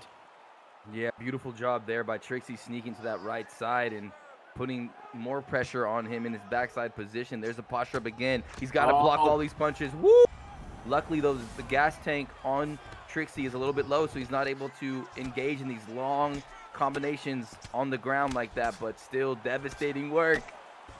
BlakeTylerr did find that full guard. We'll see what he wants to do with it. Oh, just ripping to the body. There goes Trixie. One downstairs, one upstairs. Patient punching. That ground and pound is very thoughtful. Now he's just peppering away at BlakeTylerr's face. The discoloration, the bruising, the lacerations on the face of the former double champion are just horrific. It's getting nasty right now. You know, BlakeTylerr is getting beat up, and now he spent a lot of this time underneath the challenger Trixie, but a beautiful sweep from the bottom. Look at this. BlakeTylerr now in half guard, making some magic work. 60 seconds left in this fourth round. Rob, I didn't think that we'd make it this far. I didn't either. What round are we in, Bane? This fight has been so good. I'm losing track of time. This is craziness. Full mount. Full mount for BlakeTylerr. Unable to get the denial there. Good sneak out from Trixie. He's going to go in and get to the sprawl position. 23 seconds left. We're going into the fifth and final, baby. BlakeTylerr hammering away at those ribs, trying to take as much stamina as possible. Wow. The #1 contender, Trixie, has been dominant through several rounds. BlakeTylerr survives to the final 5. We will see who gets their hand raised. Can Tyler rally and make a comeback, or will Trixie finally find the finish? This is going to be a hill battle in this fifth and final round for the champion. But if anyone could find a way, it is Trixie. He has a stamina advantage, and he's got a lot of skills to do this. Oh my goodness! BlakeTylerr! He's swinging and missing! There's the takedown! No! Wow! Usman stunned, Trixie on the ropes. Here comes Tyler. He is laying it all on the line. He wants that undefeated record. He wants that title shot. Usman gets it down. Trixie inside control. And that's what you wanted to see from the champion. An early engagement, an early shot landed. He got the rock, but wow, Trixie gets him to the mat with Usman on top, and this is going to kill the time on the clock. This is terrible for the champ right now. How does BlakeTylerr get up from this position? Can he find that sprawl? No, he cannot. Usman holds on to that. Now some elbows. I mean, boy, Rob, it's only going to take a couple more before Murgliata steps in. Oh, my gosh. For Trixie. This could be all she wrote. Oh, my goodness. He's able to get him into the side saddle position. And to do this in the fifth round of a championship fight, can he get up? He's eating some vicious elbows, but he has to stay patient. He has to stay composed, Bane, or it's over. He's fighting valiantly from the bottom, though. Tyler and Sprawl gets to the denial. Can Tyler do something with it? Find some magic for the former double champion. 2.5 remain. Usman hammering to the body. Trixie welcomes BlakeTylerr back to the feet. We are striking and standing, swinging and banging. Oh my goodness, what a decision, and that's a couple of misses there. Now Trixie is going to be able to go, or excuse me, the champ's going to be able to go on the offensive. He has the opponent on the fence. There's the clinch attempt, the judo throw. Can he keep him down? He does. Trixie gets the judo throw right over the hip. BlakeTylerr in a world of pain right now. Does he have anything left in the tank to try to rally one more time and get back to the feet? Just over 90 seconds remain. What a dominant performance from Trixie. Oh man, one last rally here, able to get back up. Beautiful stuff from the bottom position. He's got time. He's got him against the fence. The champion needs to rally. Good takedown defense. There's a start, but he's got to get the finish. Tyler's last opportunity could be within the next several seconds. When does he decide to unload? Once again, Trixie with the patented judo throw. Vintage Trixie. Now this is it. This is it. No longer undefeated. Trixie takes out the former double champion at the end of round number 5. And Trixie used that judo throw throughout the fight. Trixie is... This is not a title fight. Trixie hammers it. This isn't a title fight, Bane. I said it. This is the BMF title fight, Bane. There we go. The baddest mother effer of the ESFL, the former double champ, unsuccessful to capture that throne. Trixie, now solidified as the #1 contender, now locks up the opportunity to contest against the best, to fight for the gold. Hammer is waiting in the wings. We'll see if the invitational champion, the Venom Man himself, can get it done at some point later in the future. Oh man, and that was the undefeated record blemished by Trixie with his Usman, and I guess the rumors are true, huh, Bane? He may be one of the best Usman players in the world right now with that performance. Whoo! I mean, what a fight. Big win for Trixie. Talk about that late rally by BlakeTylerr. I mean, I was on the edge of my seat. The blood was pumping. The pulse was through the roof. I think I might have had like a heart attack during that 4th round and just pushed through it. But BlakeTylerr, I mean, kind of shut out. This was a very, very dominant performance. Tyler was competitive, but it was quite clear for Trixie. There are some serious questions about where Blake wants to go moving forward, but at the end of the day, we now know these two are some of the absolute best in the world. Before we wrap anything up, Rob, I'll let you say anything that you need to say. What do you got to let the people know watching back home?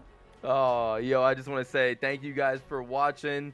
I appreciate you being here, and what a fantastic card and fantastic performances throughout since the beginning of this, ESFL card. I mean, just fireworks. I had such a good time. Hope you guys did too, Bane. It was an honor to be here in this booth with you once again. Always a pleasure. And ESFL 142 comes up just in 7 days. We've got several things that we need to talk about. Swiss versus Adviata. Hopefully I'm pronouncing that correctly. Former 5-time ESFL champion and a legend of UFC 3, part of the famous UBA camp. Known for his infamous back foot fighting. He's a guy who's countering. He's a guy who's making you miss and making you pay. One of the absolute best players in the world. And boy, does he have an attitude problem. He gets under people's skin and he mentally infuriates them before any strike is thrown. I think one thing that we've got is Ed Parker is on a holiday and vacation. Wishing him the best. Hope he's having a fun time. Either way, ESFL 142, Swiss Liebachs went back in the octagon against the former champ. I've been Ben the Bane Davis. Thank you so much for tuning in. It was a pleasure, Rob, an honor to be back in the booth after such a long absence from it, and hopefully we'll see you guys soon. Adios.